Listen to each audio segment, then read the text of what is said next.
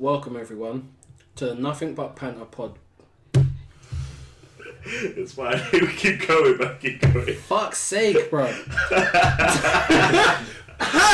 literally 2 seconds. Fuck up. Alright, hold on. Right. No pressure. No pressure. Right. Welcome everyone to the Nothing But Banter podcast. I am your host, Brookzilla, and with me today is Defiance. What's going on? And we have Wolfbuster. Yo. So, this next hour is going to be a geek's wet dream. Talking about movies, anime, games, possibly comics, and maybe more. Now, first off, I just want to start with, going on with the current climate of Marvel phases and the upcoming DC releases. Like, gonna kind of talk about what we all kind of think about, the, dare I say, DC versus Marvel in the live action movies, let's say, for example, because it's sure to bring up one for the debates for the fanboys. And, chime in whenever you feel like, guys, but I honestly feel that, panning one against the other is always going to be, as I said, a good topic of discussion depending on which side of the fence you kind of fall on, So, I mean, yeah. No, I agree, but it's so hard. It's easy and also hard to compare both because they've both taken such different approaches. Whereas, like a discussion we've had before, DC is supposed to be quiet, light. Superman isn't supposed to kill, but didn't he kill Zod in? Man of Steel, yeah. Yeah, in Man of Steel, he killed. He's supposed to be that Boy Scout. Yeah. And they've made him quite dark. Yeah, definitely. Yeah, the tonal feel of certain characters is not matching up. Yeah, I agree with that because the thing is it's like you're saying. Though, the only thing is, it's like, it's the character base is a big thing. How they're story driven. Sorry, not the character base. They're story driven. DC is a very story driven comic book. All that it's based on the characters. What you fall in love with is the actual characters. Whereas I think what makes it easier for some of the Marvel characters to be pulled off is the pure fact that they began to develop their depth later on through the comics, and I think that came later on, and they don't have to explore as much. Maybe that's just me speculating on that kind of side of it, but I really feel, an example like Watchmen. What really annoyed me was when it first came out, because it was around the same time as the Dark Knight series.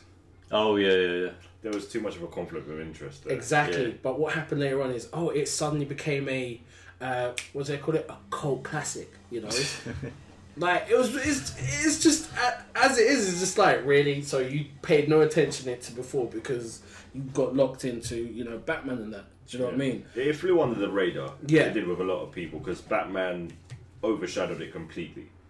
Oh, yeah, without a doubt. Yeah. Because if you ask a group of people, do you know who Batman is? You're going to get a definite yes.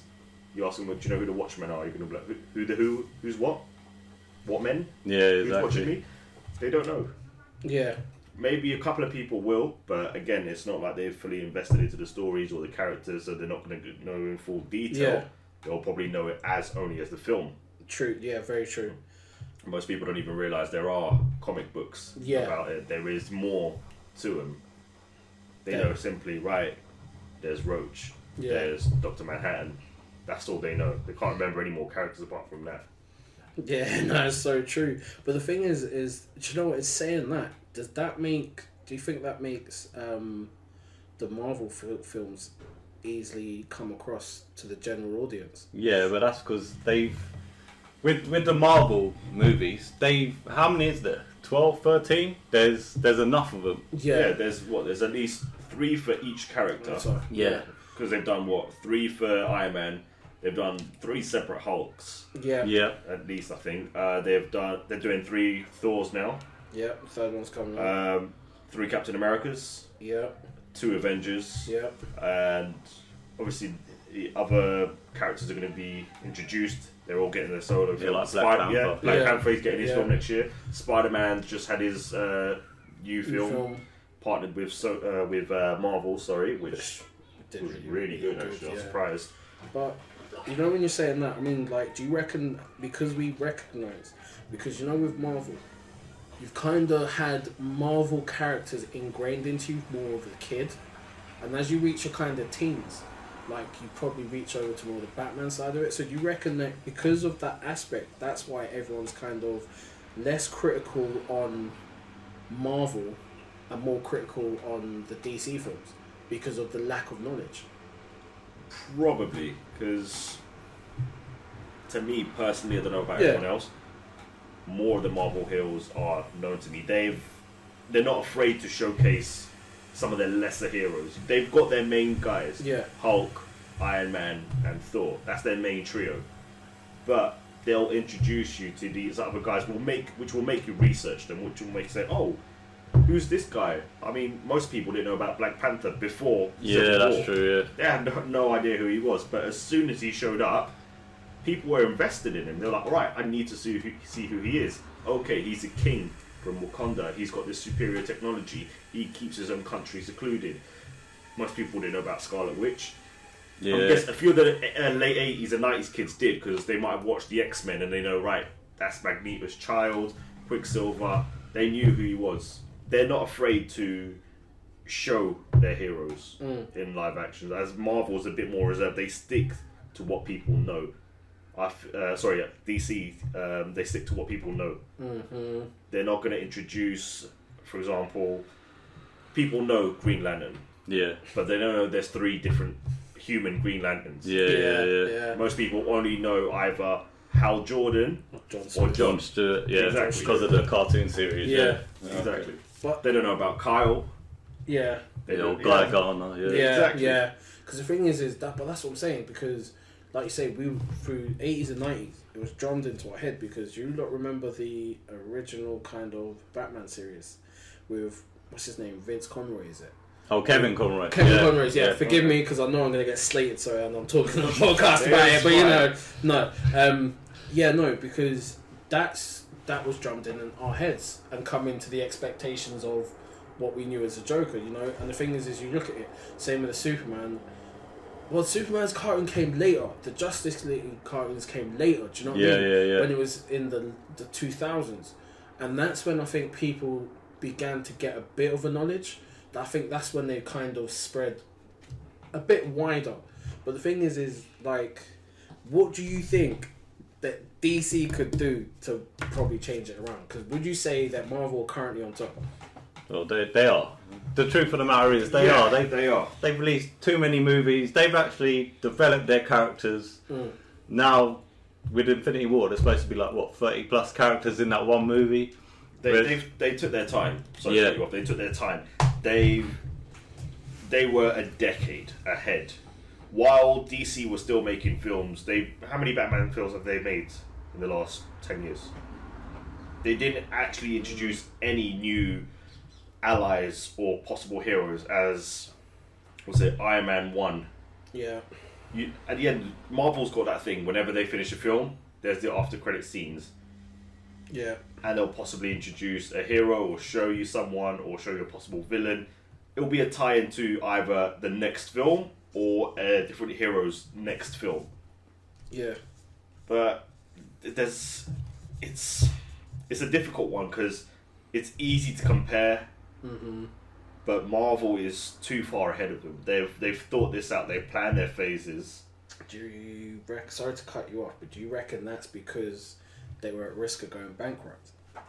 Do you think that their problems have forced them to really go back, look at it, and then try and come back stronger? Because as you say, DC have been jumping at the same live action movies. How many times have we seen Superman's and Batman's origin story?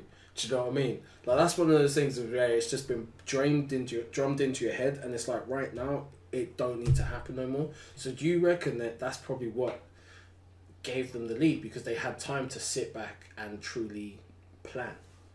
Yeah, I think they did. Yeah, you would have thought so, because, like you said, because they're going bankrupt.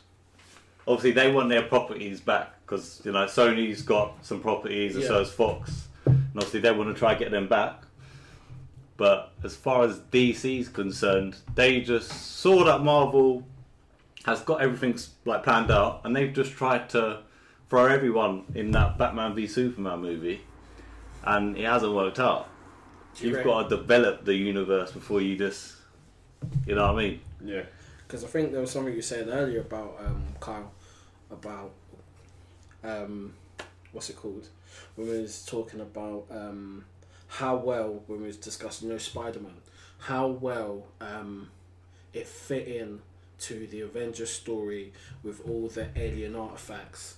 You know, spoilers here, people. Sorry if you ain't seen Spider-Man. That's your own fault if you haven't seen it. Basically, yeah, because you need to go out and see that. But yeah, no, how that fit in with the whole universe as a whole, it really sat well. You know, it really created that Spider-Man's actually a part of this. Do you know what I mean? And it's going to be interesting to see how they fit in with the rest of the other characters. Defenders series. Oh yeah, yeah. Oh, To okay, see yeah. how that's going to tie into that, because it's still technically the state of New York. Do you know what I mean? So that's going to be interesting to see how it all ties in. But I think so far what they've done is, as you said, they've built the universe, you know, and I think with the desperation, DC have initially tried to throw in the Justice League into that right away. Yeah, definitely. Like, get the Justice League right in right now and hope for the best, you know. And I see it as one of those things that, as Wolfbuster was saying, you know, it's how to put it, Marvel are ahead by far, and I hate to admit it because there's a lot of stuff that had reached out to me from reading the various different DC comics, but Marvel are so far ahead in the live action movies. So like I say, as we kind of deviated, but what would you like to see, let's say, from DC? Because in all honesty, we all agree that Marvel's basically they've got it right. They've got it right, yeah. And they're ahead. Yes. If both started at the same time with the superhero trend, they would either be neck and neck, or maybe DC would have been ahead. It's just because Marvel went ahead and started this whole new superhero trend. Superhero films have always been about. They've always been about, but it's always been DC that's made the superhero films. And I think Marvel's, you know, really took their time. They've watched the films. They've seen, right, what was good, what was bad, what could be improved upon, what could we take out. And they started it again from Spider-Man 1. Yeah. Although it wasn't really Marvel, it was more Fox or Sony. Sorry. Yeah. They took their time to watch it. That's why I'm sure they didn't interfere as much. And then when obviously Homecoming came out, they were like, right, we're going in. This is what we're doing. And the way they tied everything in, as you said, the way they built their universe, they didn't need an overcomplicated scheme or plot to integrate everything. It was quite simple. I get you, but do you think there was anything? What would you like to see from DC? Because we know, like I said, we know Marvel, right? Their thing, but what would we like to see from DC, bro? Because first of all, a decent villain. Don't get me wrong. I know they're building up to Darkseid, and he's going to be the main goal. Yeah, I want to see a decent lesser villain. That's what I want to see. Because I'm sorry, the Joker, the way he is now, he's ridiculous. He's fucking whack. I can't deal with this Joker. Doomsday, that did not look like Doomsday at all. CGI Ninja Turtle thing, yeah. It wasn't good, man. Doomsday, that was the worst possible.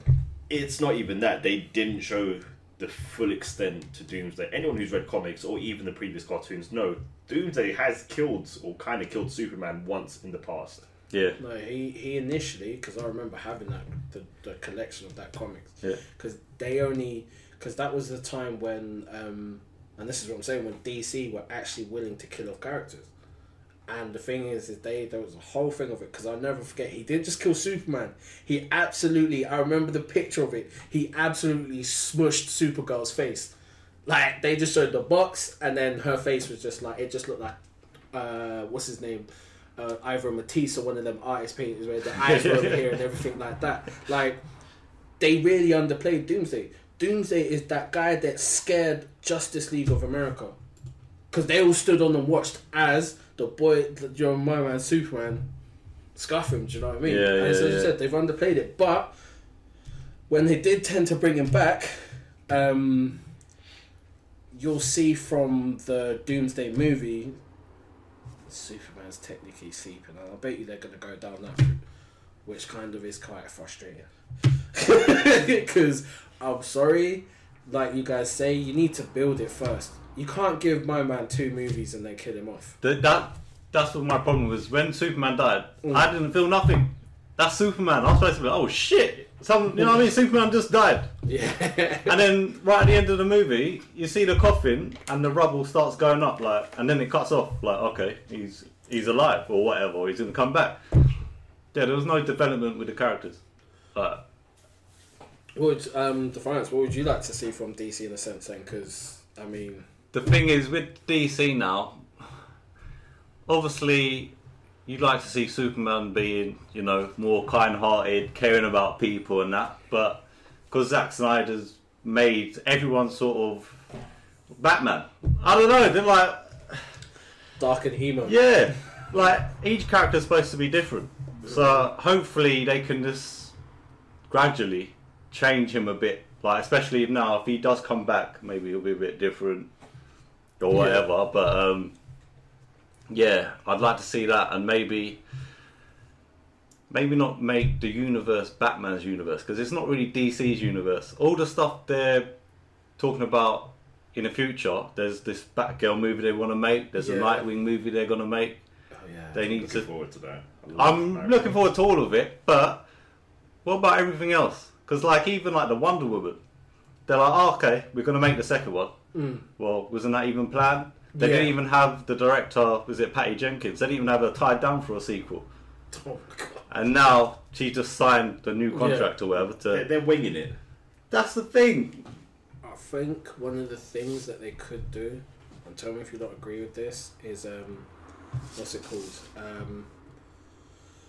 You know, with the Flash series, Yeah. where they've got some of the original writers on there, and they've had people, what's it called?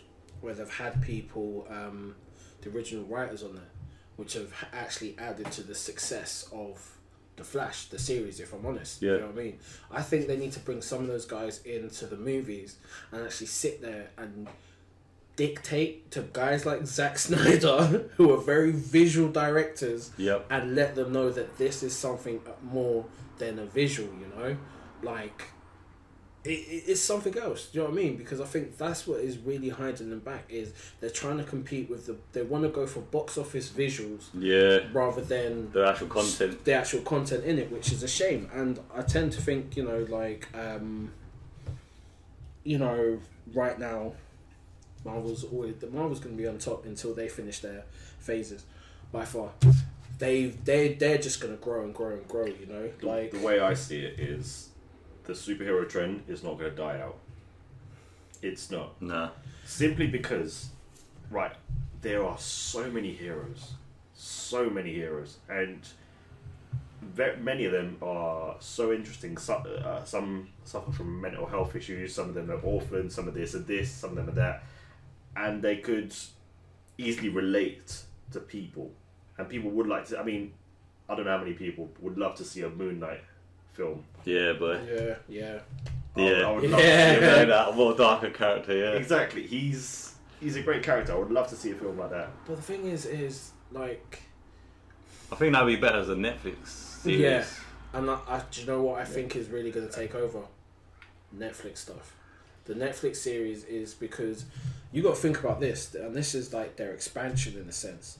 They've hit it off from Jessica Jones all the way through to be able to do the Defenders, Marvel, right? Do you know what I mean? That's scary, because if you think about what DC have had, Smallville series, Arrow, The Flash, like, they've got it tied in well, do you know what I mean? They really are being able to broaden their horizon without having a lack of quality, is the biggest thing. And I honestly think that, you know, some more of the underrated superheroes would be decent. Do you know what I mean? To pop in and maybe start getting a bit of a spotlight, because as Eddie Wolfpass was saying, you know, like some of it is how to put it. Oh, losing the words for it now. But it'd just be nice to see some underrated and something we don't know. Yeah. Because there's going to be an implosion with every. If you look at Oh, of every course there kind is, of man. in like, every genre, there's going to be it's going to be oversaturated and fold. But do you know what I mean? Is there any of those underrated heroes out there that we could consider? Do you know what I mean? To try and get in before, because like, I'm sorry, no one even cared about Deadpool until the movie came out. He was an underrated one, and then because of the film, all of a sudden everyone's on the Deadpool bandwagon. Do you know what I mean? And that's where I think they show an underrated hero can work really well. Do you know what I mean? Yeah. This is exactly the thing, because before Deadpool came out, I talked to people about, oh yeah, there's this character, his name's Deadpool, he's got some of the abilities of Wolverine, his healing factor, this, that and the other, and it's like, oh, but he just looks like a different Spider-Man. That's all it is. But after the film came out, people went in, they were like, oh yeah, Deadpool, yeah, I know all about that.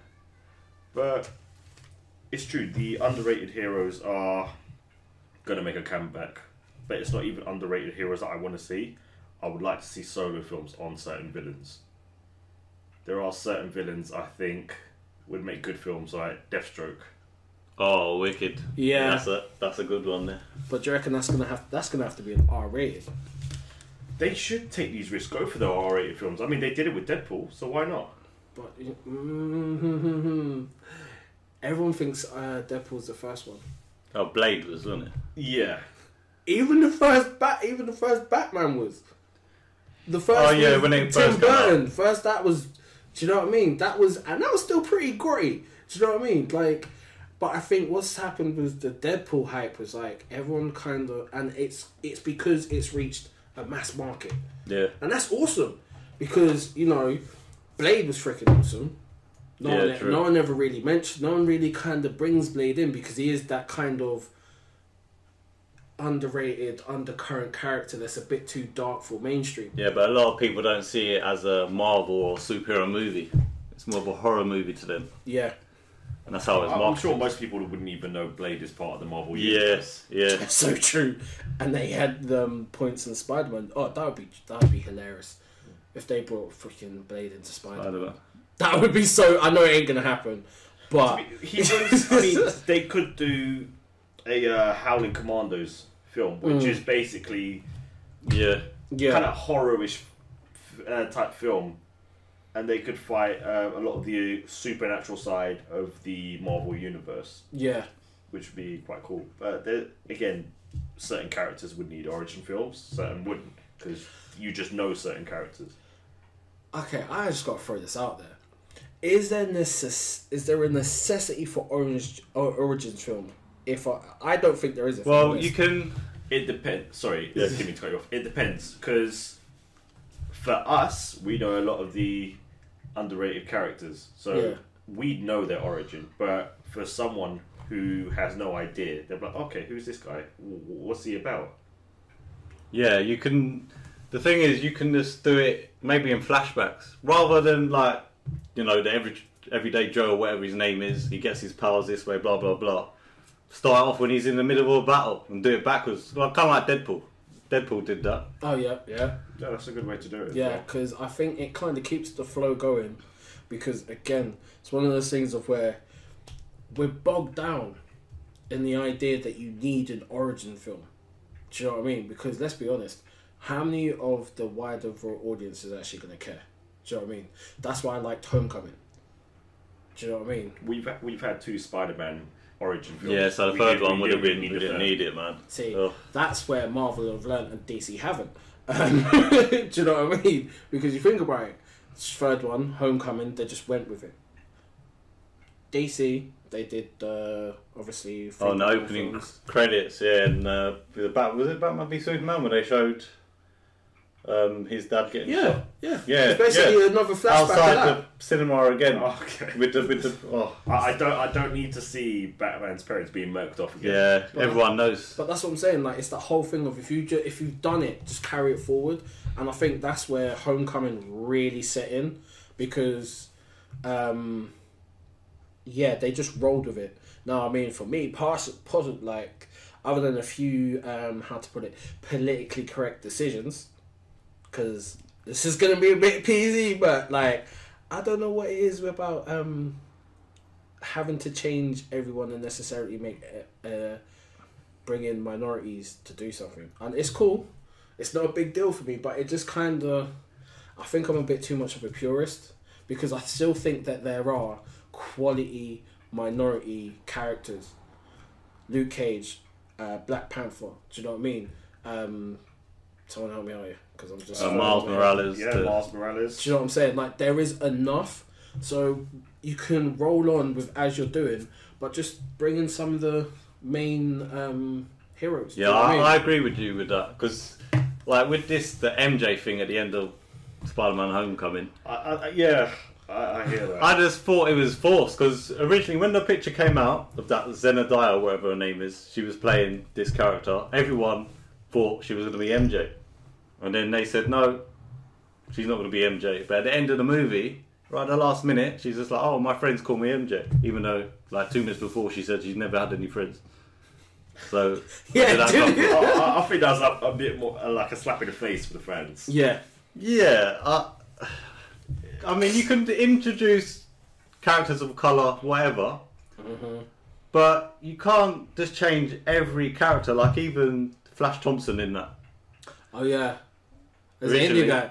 Yeah, so I went don't know. against them, but it's just weird because It was unexpected. Yeah, it's an unexpected twist, and you know what I mean. You deal with it, but Yeah. it's still unexpected. I mean, for Flash, we're used to seeing the built jock blonde shoving Peter in a locker, you know, bullying him. Don't get me wrong, he still bullied Peter. Oh yeah, But it was more of a verbal type of bully. Yeah, it's more modern day bully, isn't it? Yeah, which is just moist. Nah, because that's what I'm saying. And to be honest with you, like, having the Vulture in it was just awesome. And what's his name again? Michael Keaton. I've got a bad memory, but he was brilliant at it. And I think it's one of those things that really pulled that film together. I think if they didn't, I think that's what you were saying earlier on, where they've got, because he's not a major villain. No, he's not by any means, no. But how he played that character was enough to make you go, oh damn.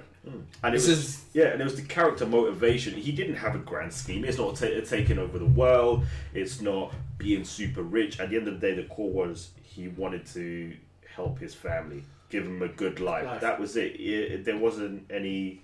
And he got fucked over by freaking... that damage control. Yeah. He got fucked over, so he just went bad.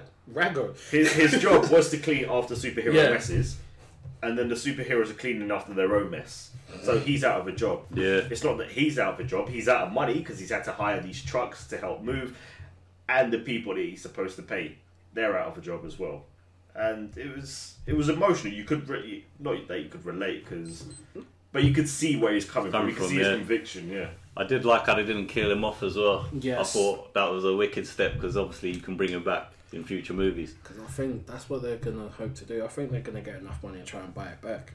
Because I think with the kid that they've got playing Spider-Man, Tom Holland, his acrobatic abilities in real life is what really makes the character like come to life so much more. Yeah. Because you look at it, you've never had a real, actual acrobatic Spider-Man. Yeah, that's definitely true, yeah.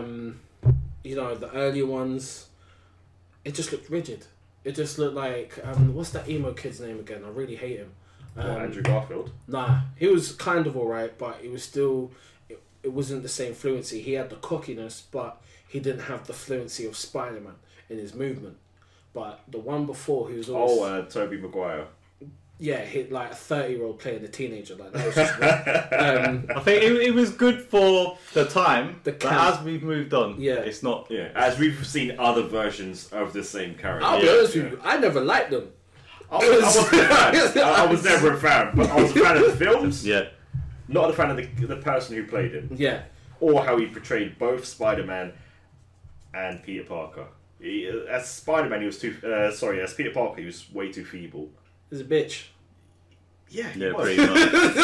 He's a bitch. Like, emo little bitch, and then as Spider-Man, he weren't cocky enough. He didn't have the swagger that Garfield had and freaking Tom Holland has. Do you know what I'm saying? And I think where Tom Holland matches it perfectly is the acrobatic skills, and it's slightly whingy but slightly cocky. Do you know what I mean? Like, he kind of pulls it off well as Peter Parker. Yeah, well, he's actually a teenager, isn't he? So yeah, exactly. That's true, actually. He does it really well, do you know what I mean? And big up England for representing in that team, do you know what I'm saying? But, no, because, yeah, and I think, you know, in the next... Because they're doing 3, aren't they? It's a trilogy, right? yeah, that's what I've heard. So it'd be interesting to see who's going to be coming next, villain-wise, because, yeah, I mean, I'm honest with you, like... How are you going to top Michael Keaton as the Vulture? Like, realistically. Who's going to cut? They'll have to get someone of the same stature and someone equally as quality to roll with it. Does that make sense? Yeah, Like, I see where you're coming from. Yeah, but it also depends on what villain they're going to get. Because who would you like to see? realistically, I want it to build up to the Sinister Six. That's what I like to see. So we've already got the Vulture. Yep. Yeah. We've already got the Shocker. Yep. So that's 2. He's a bitch, nigga. Scorpion was sort of introduced. Yeah, Yeah. Scorpion's Oh, yeah. introduced, so that's technically 3. So we only need another 3. Yeah. So they've got quite a few they can choose. They can choose Doc Ock, The Rhino. the Rhino. They could choose Electro again. Yep. They could use Kraven the Hunter. Yeah. They could use the Lizards. Yeah, that's true. But I'd like to see characters that we haven't seen before in previous Spider-Man films. So I don't want the Doc Ock.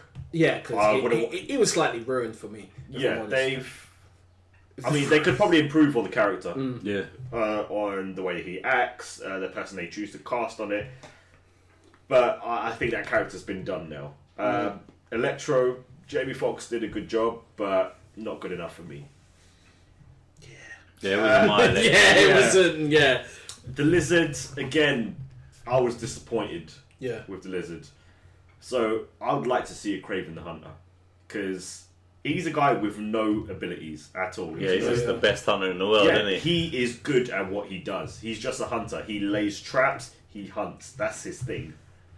Now, this is my thing. It would be really awesome. To be honest with you, I think that's probably would be the next best one. But with them doing a trilogy, you're actually seeing it working, because, you know, in a sense, they gave Vulture kind of a origin, but not a lot, and he pretty much had a film to play out. Do you know what I mean? Yeah. So it's going to be interesting to see how they're going to work the rest out. Like, for me, I'd like to see Rhino, because how they ruined it in the last Spider-Man with series, the mechanical with Rhino. the mechanical Rhino. Ah, the like, end. Yeah. I'd like to see them bring in the Rhino, because that's something that's like, try and change how they've ruined it from before. Correct the previous director's wrongs. Do you know what I mean? They actually make him a super villain rather than a a dude. mutated Rhino, essentially. Yeah. I mean, because if they do Sinister Six, they've already got the Vulture as their intelligent. There's always going to be one intelligent leader. That's it. And that would probably be the Vulture. Mm-hmm. That'd be him. Well, I mean, is there anyone you'd like to see? I'd like to see Mysterio and a Chameleon, to be honest. Ooh. I'd like to see them team Wow. up. Not in the second one, in the third one, yeah. where everyone loves Spider-Man. For them to use that love and just turn it against him, like rob a bank as him, frame him for bare shit, and proper fuck up his life. So when he's finishing high school and moving to college or uni, whatever, that he's got to start from scratch. No one likes him anymore, and proper just go for it. Oh, damn, yeah, no, that's actually, that is actually one of the ones where it's like, shit, yeah. Because they make sense together. Like, that would. I'd like to build on that. I'd like to see maybe the reason why they're doing it. Maybe he's going to save a member of a friend or a family, and he doesn't get there in time, or he has to make a choice and saves kids. rather save the than adult, and then payback. I want to tarnish your image. I want to ruin your life just as you've ruined mine. Yeah. But the only thing that kind of kills that is his connection to the Infinity Wars, in a sense. Because like you see with this one, Iron Man was always necessary watching over him. Tony Yeah. Stark was always watching over him. Yep. Do you know what I mean? So it's going to be interesting to say to lose someone, because he almost did lose the kids when he went to Washington. Do you know what I mean? Like, that was a big kind of. But even so, and the shit bit. But it's just like, will they really allow it go to that extremes, considering you have already, you know, a tie to the Avengers? Oh, okay, yeah. Do you know what I mean? Because he's got that tie now. So realistically, if something's going wrong, logically, someone's going to try to jump in. But it's just a matter of how they distance him from it, including what comes forward with... We can't forget that the Avengers have their own stuff to deal with. Peter said he wants to stay on the streets. Yeah, he never joined the Avengers, didn't it? Yeah. They will call on him when need be, but they've got bigger problems to deal with. So that's why I was saying, like, in the third one, I'd like to see that. Because in the second one, he's probably taken out, I don't know, 10 villains by this point. Yeah. Everything's cushy. He's never screwed up. So they won't be watching him. Because New York's his.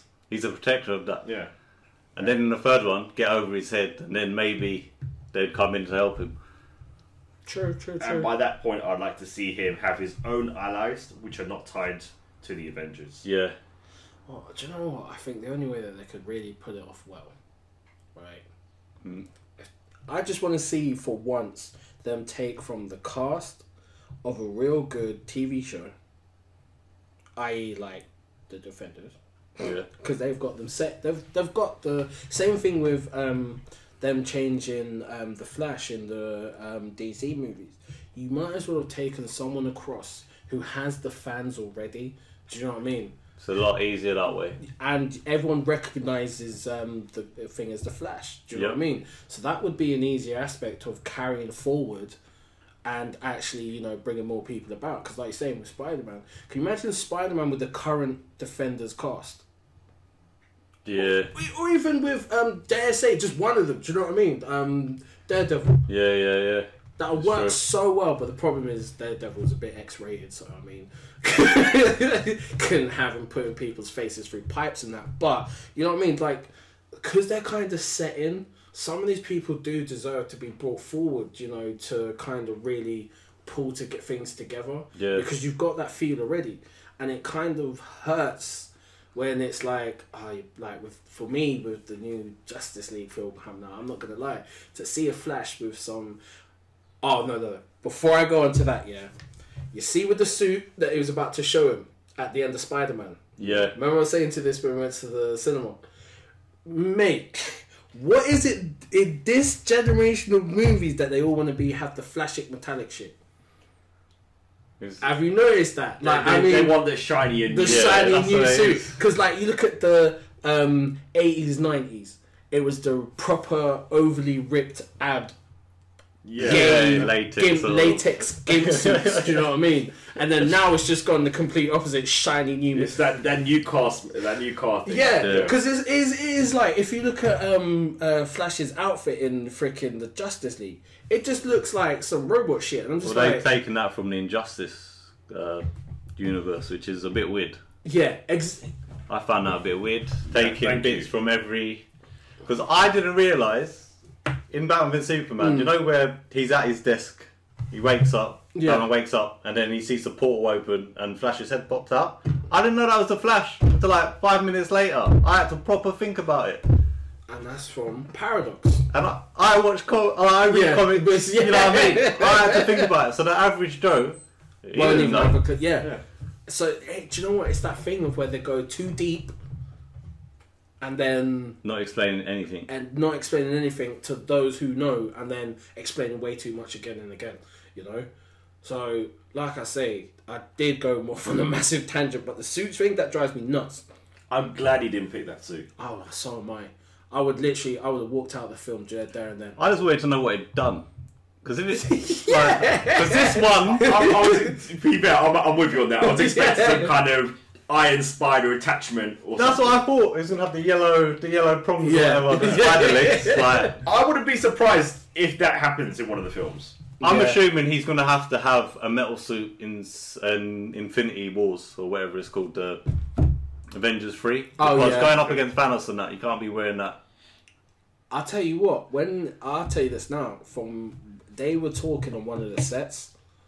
Yeah. And it looks like it looks like what's it called? That he's got his normal suit. Maybe something's changed. It looks like it. Like he was standing there talking. It just looked like the bog standard suit that he's got at the moment. So possibly it might be that, or they might move on from it. Do you know what I mean? Oh, okay. You never know. Do you know what I'm saying? But it could be one of those things of yeah. What I'd like to see with him, and this might be the child in me trying to scream out, is some kind of affiliation with S.H.I.E.L.D., like in the Spider-Man cartoons that ran the last couple of years. Yeah. No, I get you. There are some of those things that would be nice. Even some of the characters in those cartoons, like Nova, I'd love to see a Nova film. Yeah. Because that could tie in easily with Guardians of the Galaxy. Yeah, I think that's what they missed in that movie, because they made the Nova Corps, but they didn't look like they had any powers or anything. I was really hoping for him to, just drop in or... Yeah. It's like, oh, hey, I'm Nova. I'm going to be doing this for you guys. But no, they missed an opportunity there. But like I said, look, there's going to be another Guardians of the Galaxy film. Maybe he'll be introduced into there. Yeah. But like I said, they've got a lot of content to play around with. Do you know what? Guardians is another one. Another one of those films of underrated people that blew up out of nowhere. Yeah. Because the Guardians was on the same page as Deadpool. No one had a fucking clue. Same as Howard the Duck. Duh. Only a few people got that reference. Yeah, but only a few people got that reference. That's because that 80s movie. Yeah. I saw Howard the Duck. I was like, oh my god, it's Howard! That's what I mean. But again, it blew up out of nowhere, and I think that's where Marvel have taken heed of our unknowns are actually decent. Yeah. Do you know what I mean? But also, they had things with the Marvel movies. Each of them is specific. Like this one had comedy in that. There's always a certain thing, whereas DC. Do you know what? They just try and throw everything into one, or just make it emo. Yeah. We're in the world of emo because everything has to be dark, miserable, and depressing. Do you know what I mean? When I go to watch a film, I don't need it to be depressing. I like a decent storyline in that, but I watch a horror or a thriller. Sometimes when I see Batman and stuff like that, I want to have a little bit of a break. Do you know what I mean? I hear that. I remember in the Superman film, I think it might have been the Man of Steel, or the one where he's fighting Zod. Oh yeah. Where Zod relays a message to the whole world, trying to fight. It was dark. Everywhere the message was broadcast, it was nighttime. Yep. That can't happen, for one. No. It just can't happen. Yeah. But they wanted to make sure they kept it at that dark tone. Alright, do you know what? Did you ever watch Top Gear? Not really. A bit, yeah. No, because they always had this thing with like a filter where the top end was slightly greyer to the bottom, where it would be blacky kind of grey. Yeah. And then that was what Superman was. It's like they had this constant filter of just mostly grey at the top and lighter at the bottom, whilst waving some flashing lights in your face to give you an epileptic fit. Do you know what I mean? Like it was just, damn. Of all people, like at least, you know what? Yeah, at least with the first Captain America film. Yes, it was kind of cruddy. I didn't really like it, if I'm honest. It wasn't the greatest, but yes, it was origin. Do you know what I mean? Yep. But it was still... You got that he was the poster boy of the all-American thing. And yet, your equivalent in DC is Superman. But yet, like we said a lot earlier on, they emoed it out. And it was just like, you know what?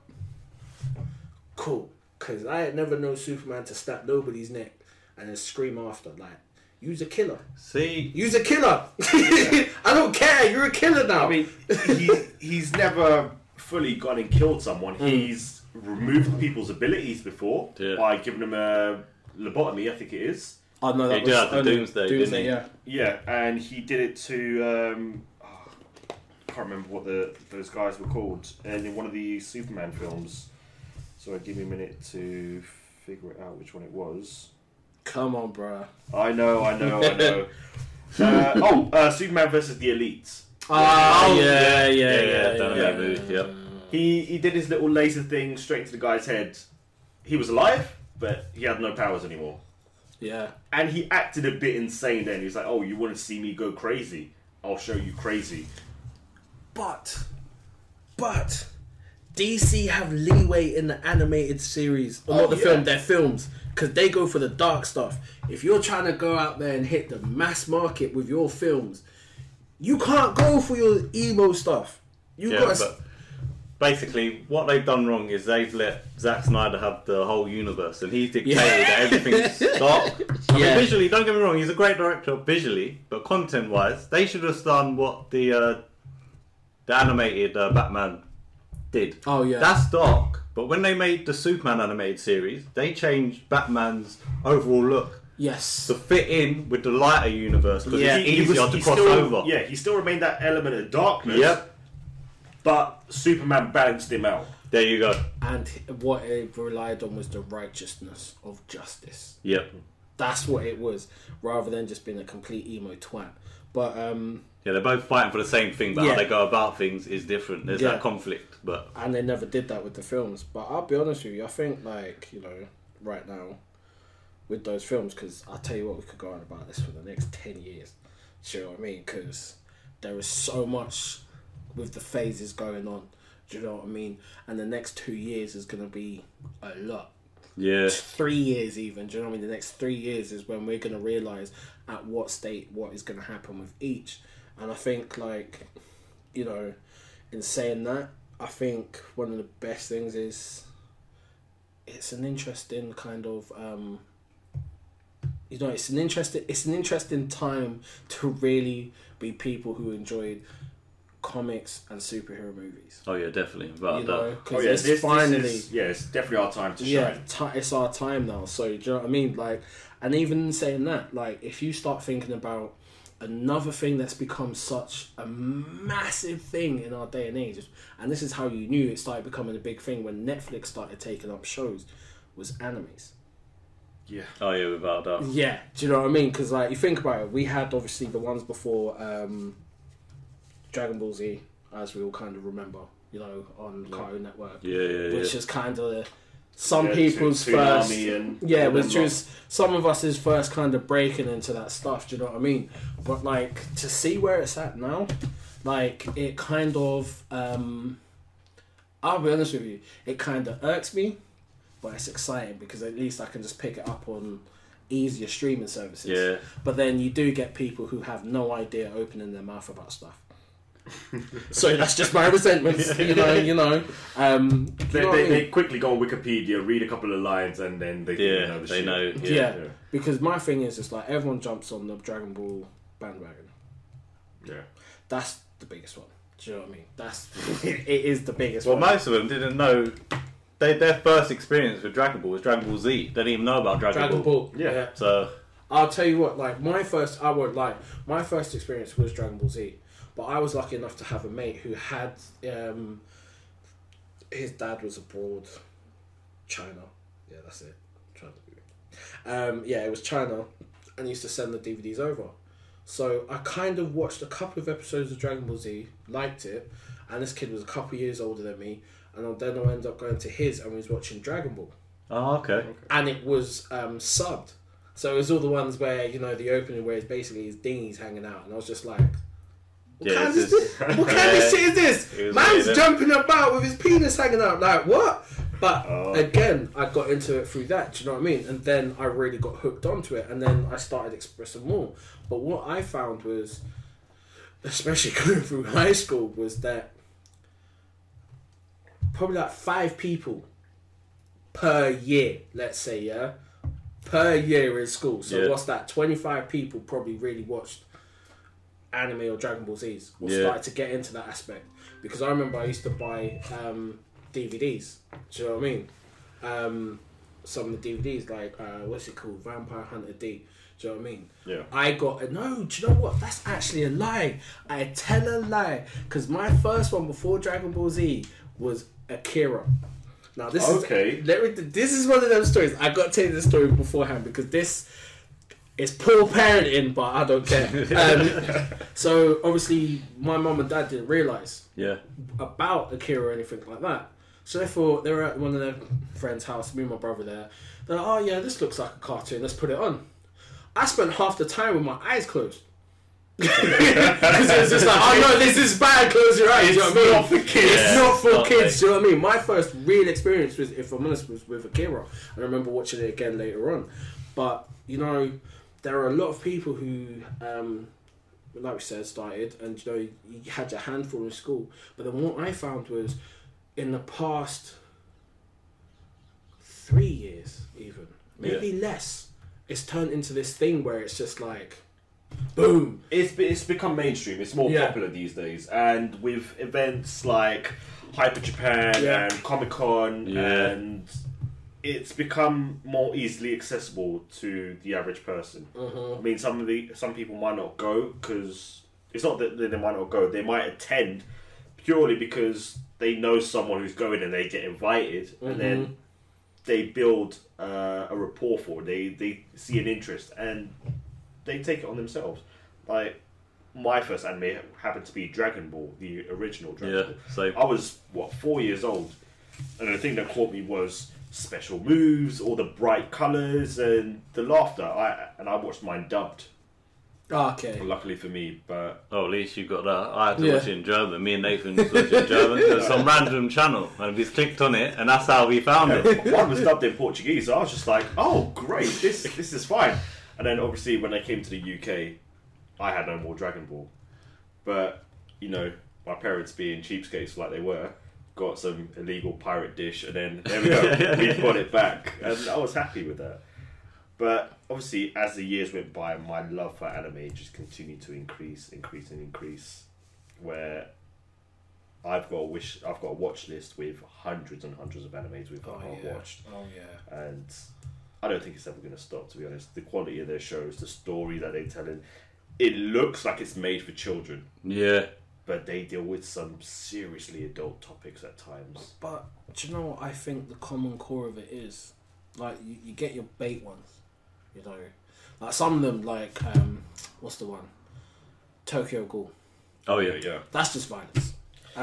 It's pure gore. Gantz, total violence. Do you know what I mean? Yeah. But the thing is if you watch most of them, like that Hero Academia. Yep. Dragon Ball Z, Dragon Ball, all of those. Fairy Tail, they're ones that are built on camaraderie. Work hard, train hard. Yeah, and you'll achieve something. And you'll achieve something and be good. Which, what people don't understand is, like, if you're promoting that in your show, it's going to rub off on people. do you know what I mean? Like, I mean, I'm sure in one way or another, shows like Fairy Tail, Bleach, Naruto. I can't forget Bleach. Sorry. Yeah, they without you knowing, they have rubbed off you in a certain way. Yeah. Whether it's in your way of thinking, your way of acting, or whatever. Because I mean, look at what happens when most people watch EastEnders and Hollyoaks. They're pregnant at 16. That's right. It's about selling you a lifestyle. Yeah. You watch characters like, I'm going to use Naruto as an example. He was the outcast of the village. Yeah, he worked his way up. Yeah, he became friends with people, even though the parents of said children said, no, don't hang around with him. He's not good for you. He's a demon. XOXO. And then he built his way up. He like you said, he worked hard. He trained hard. He was an emotional guy. He did a lot of stuff for attention, hence painting statues in the village, doing this and that. But he realised things don't always go your way in life. Yeah, definitely. You've got to make things go your way. And he wasn't a character that was going to straight up and kill his enemy. He was going to try and reason with them. Yep. He was, like a lot of people in the anime culture say, he was more of a talk you no jitsu type of guy. He wants to talk to you. Yeah. That's the problem with his son though, man. His son is... Whereas Naruto wanted to talk, he still whoops some ass. His son is talking, and still talking. Come on now, man. Yeah. I mean, you can see he has got some special ability. I want to see more of it. What is that eye, please? Because don't get started on the eye. No one knows what it is. He goes to his grandfather. His grandfather says, "Oh, you may have something." It's not that. It's not the Byakugan or whatever you call it. It's not. It might be a version of the Byakugan, maybe the Tensagon. Yeah. But It's or the Rinnegan or whatever. Frustrated so I just want to much. know, man. What else does it do apart from seeing that, you know, this guy's miserable and he's got that purple cloud hanging over? Come on, man. Give me something. I mean, when they went into the whole other world or realm, you saw some kind of lightning appear around his eyes. Yeah. I thought something was going to happen with that, but then nothing. What's the thing? What's their weight? Because that's often the issue. Though. They just love dragging shit out. It's a long anime. They know they're going to run this for. You think Naruto ran for what, like 15 years, more or less? How many episodes did that work out to be? Oh well, the original series, is it? The original 222 episodes, something like that. Yeah, and this series was. And then Shippuden was 500 odd, maybe 600 odd. I can't remember exactly. Okay. So this is going to run for years. Nah, because I'm just saying, because there's Naruto and One Piece. Because One Piece is just at stupid levels. I am not even going to guess. I have never watched an episode of One Piece. I'm not going to now. It's too long. Oh, really? No, you'll never catch up. I'm up there. I'm caught up. Yeah, bro. What number is it at now?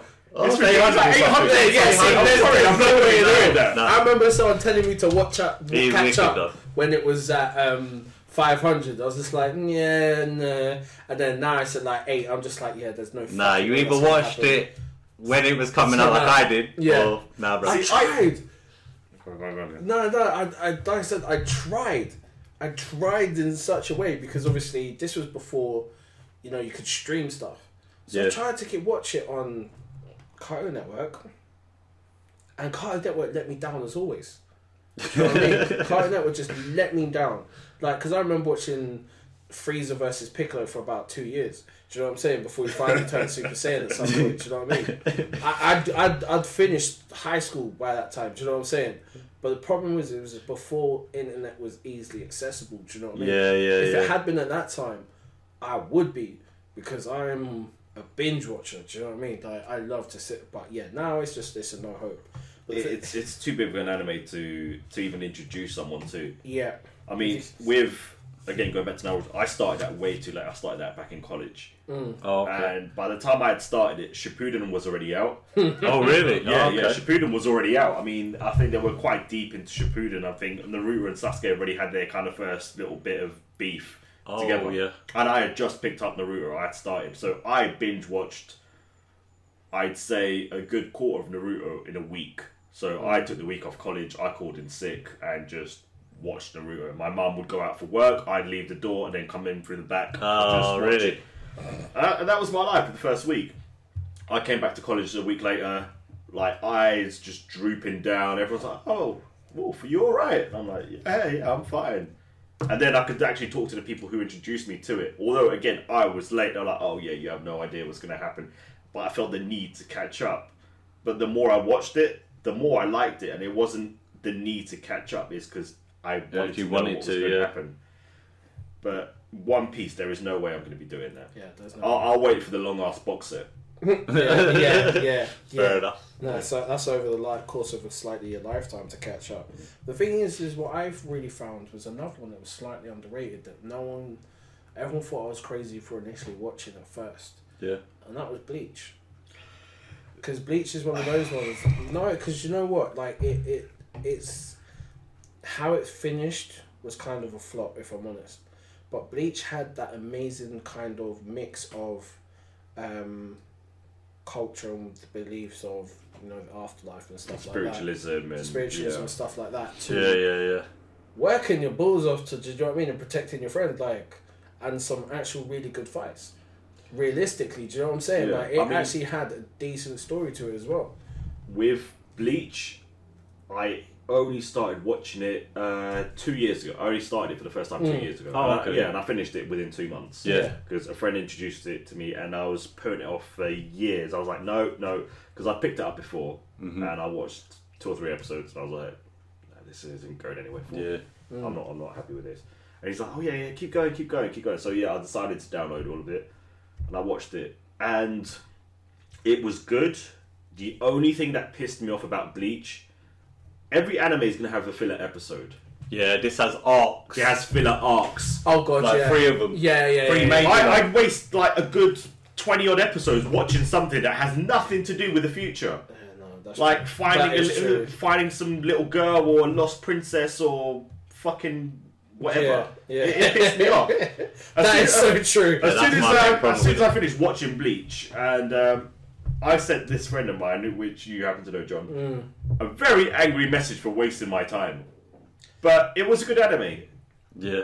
But then it goes with the another anime I watched recently, which I tried up in the past. It was can't remember exactly what it's called. I'm going to butcher the name. I know one of the characters is called Reborn.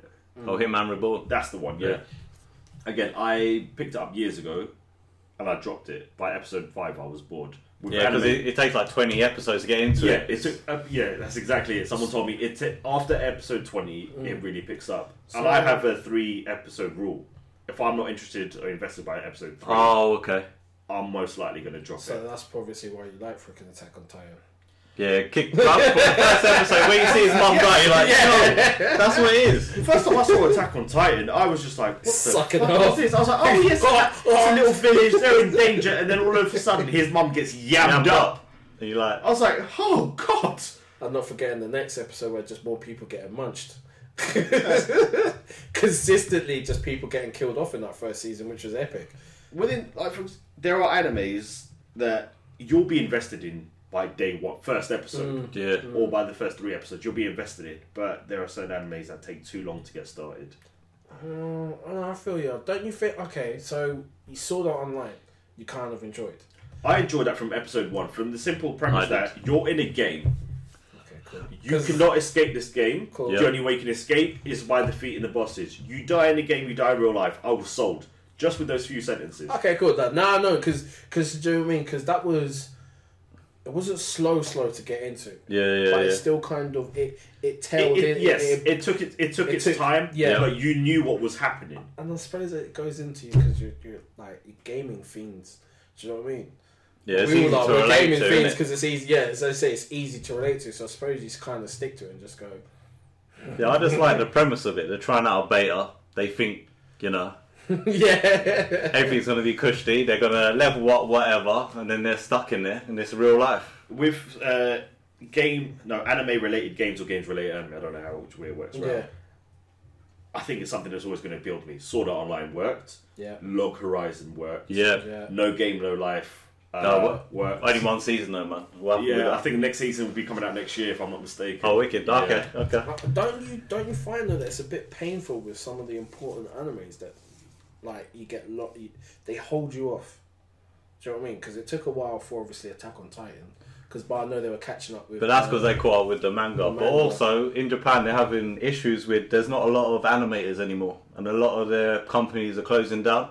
That's why there's certain series that only be like 12 episodes, and you got ones which are 24. My Hero Academia is more than 12 this time because it's big everywhere else. And if you look at the production quality, it's a top quality anime. No, that's true. That is true. They've really spent their time animating it, especially with the fight scenes. And I think within the first couple of episodes, they had like a little tournament or little games, and they really took their time with it. It's even like dubbed like 3 hours later. You watch it subbed and then it's dubbed. Yeah, because I mean that's what I'm saying. Because I'm trying to catch up with it. Obviously, I watched the first season in like a day.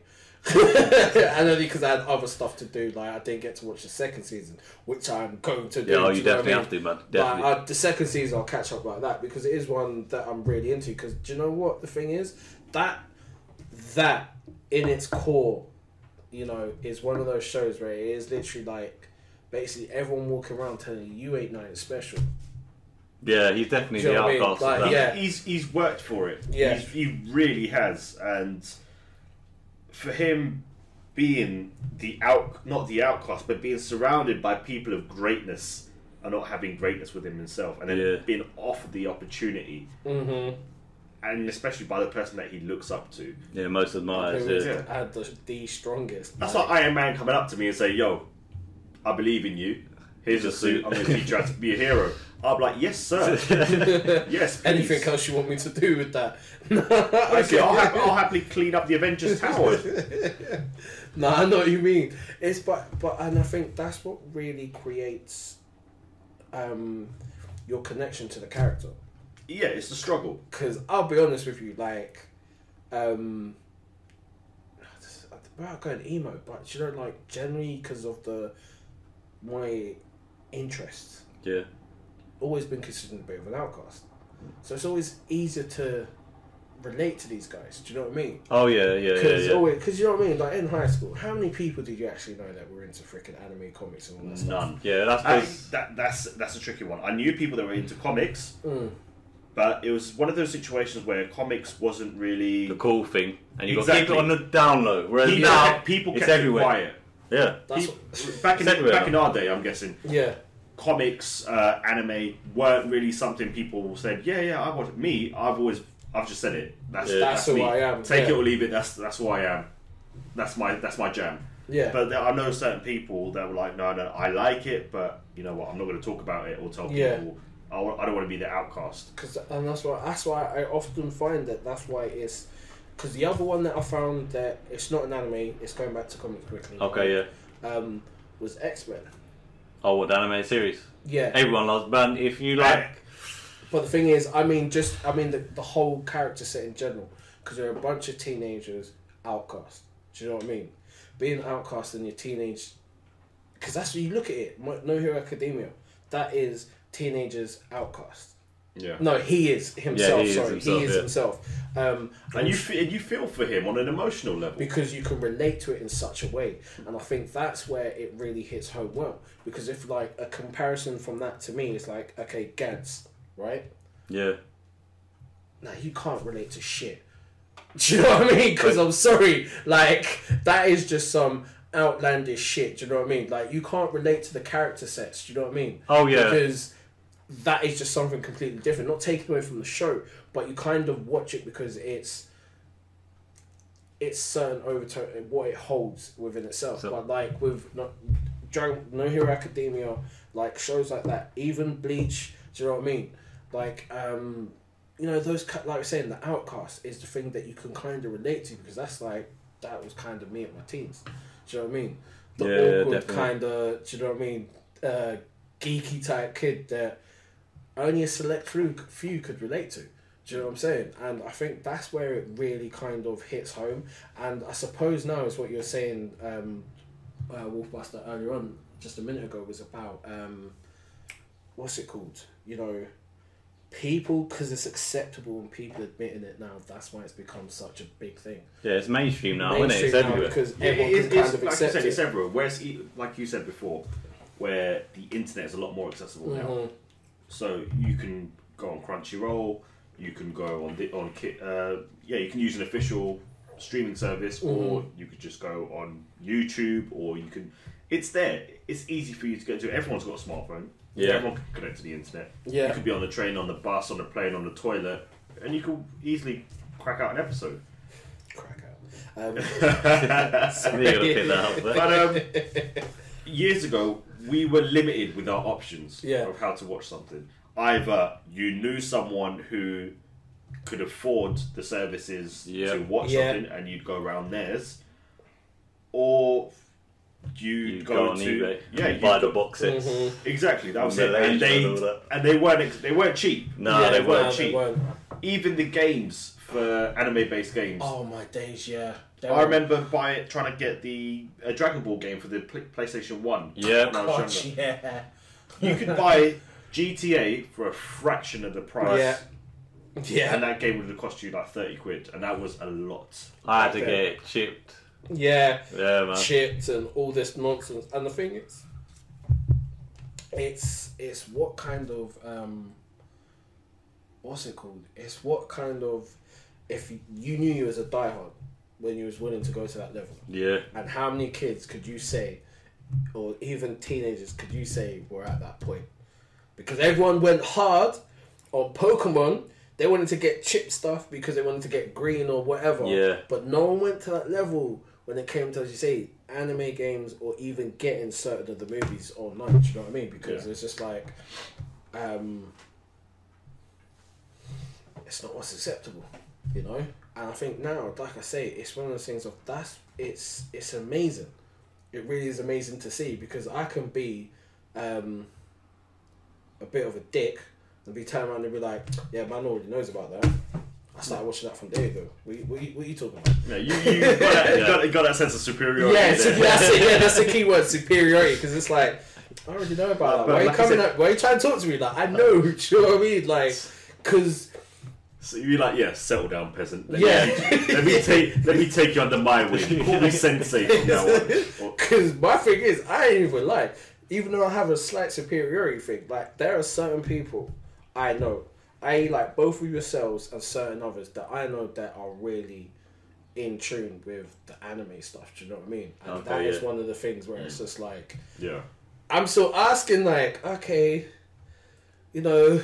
Give me some pointers at which ones to catch up because I'm slightly lazy. I'm like a jack of all trades and a master of none. Do you know what I mean? Like I'm fingers and everything because I'm a fat kid. But but sticking on animes though in general because it is like it's an amazing thing. So for example, like Dragon Ball through to Dragon Ball Super. Yeah. Knocking out Dragon Ball GT because that no longer counts. Oh yeah. That's got a special place in my heart. GT's got a special place in my heart. Everyone can diss it as much as they like. Yeah. I loved it, and it had a better ending than all of them. Z And Dragon Ball. Yeah, yeah. It had a better ending than all of them. It did. But only one beef with it, or two beefs, right? Because it was an awesome idea. Yeah. Realistically, it was a pretty cool idea because fucking hell, Goku going around the universe saving people. It's like, do you know what I'm saying? Yeah, because normally it was the threat or the villains came to you. Yeah. He has gone out and he's protected this planet or this world, this country, X, Y, Z.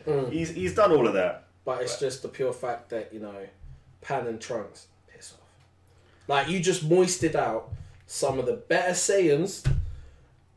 Just for them two motherfuckers. My problem was... I don't know, someone needed to stay behind to protect Earth. Come on! You're telling me... I'm sorry, right? I'm sorry, I'm going off on one now. You're telling me how they moisted off Gohan, they would have been able to protect Earth. Look, I've got issues with Gohan. Let's not start that. Yeah. Right? I've got a deep hatred for Gohan. And Goten... I think it started mainly in Super. I've had a deep hatred for Gohan. Okay, fair They enough. have ruined him. Yeah. Back in Z, He was the man. He was the man, mystic form and everything. I was like, yes. He was supposed to be the protagonist, man. That's where they screwed up when they made Goku again. He's the hero because you don't build a character up that way. Say he's the chosen one. Get him to unlock that mystic form. And then not do anything with him, and then Mr. Spirit Bomb hands up in the air for 3 episodes. Yeah, right. We're gonna have to take a little detour here because I want to touch on Super and the whole tournament arc. Yeah, just for a little while. Yeah, God. I know Brookzilla is not caught up yet, so spoilers for you. Sorry, bro. Yeah. Do you know what? I'll be honest with you. You can crack on with this because I'll be honest with you. I basically I cheated with Super, innit? I just watched a catch-up shit. Yeah, that's all you need. A recap. And to be honest with you, I'm glad I ain't sat down to watch 90 episodes? There's only 2 things worth watching. This is what we were saying. The tournament, Goku Black. That is it. And then this tournament, and then this tournament. Oh, yeah. And even the first tournament, it's just a hit fight. That was pretty much it. Yeah, that's about it. It was the hit fight with... Against Vegeta, Vegeta got his ass handed to him. Yeah, which was... And then against Goku, which was a decent fight, but, everyone was expecting more. Yeah. And then all the other was just like, they weren't really bothered.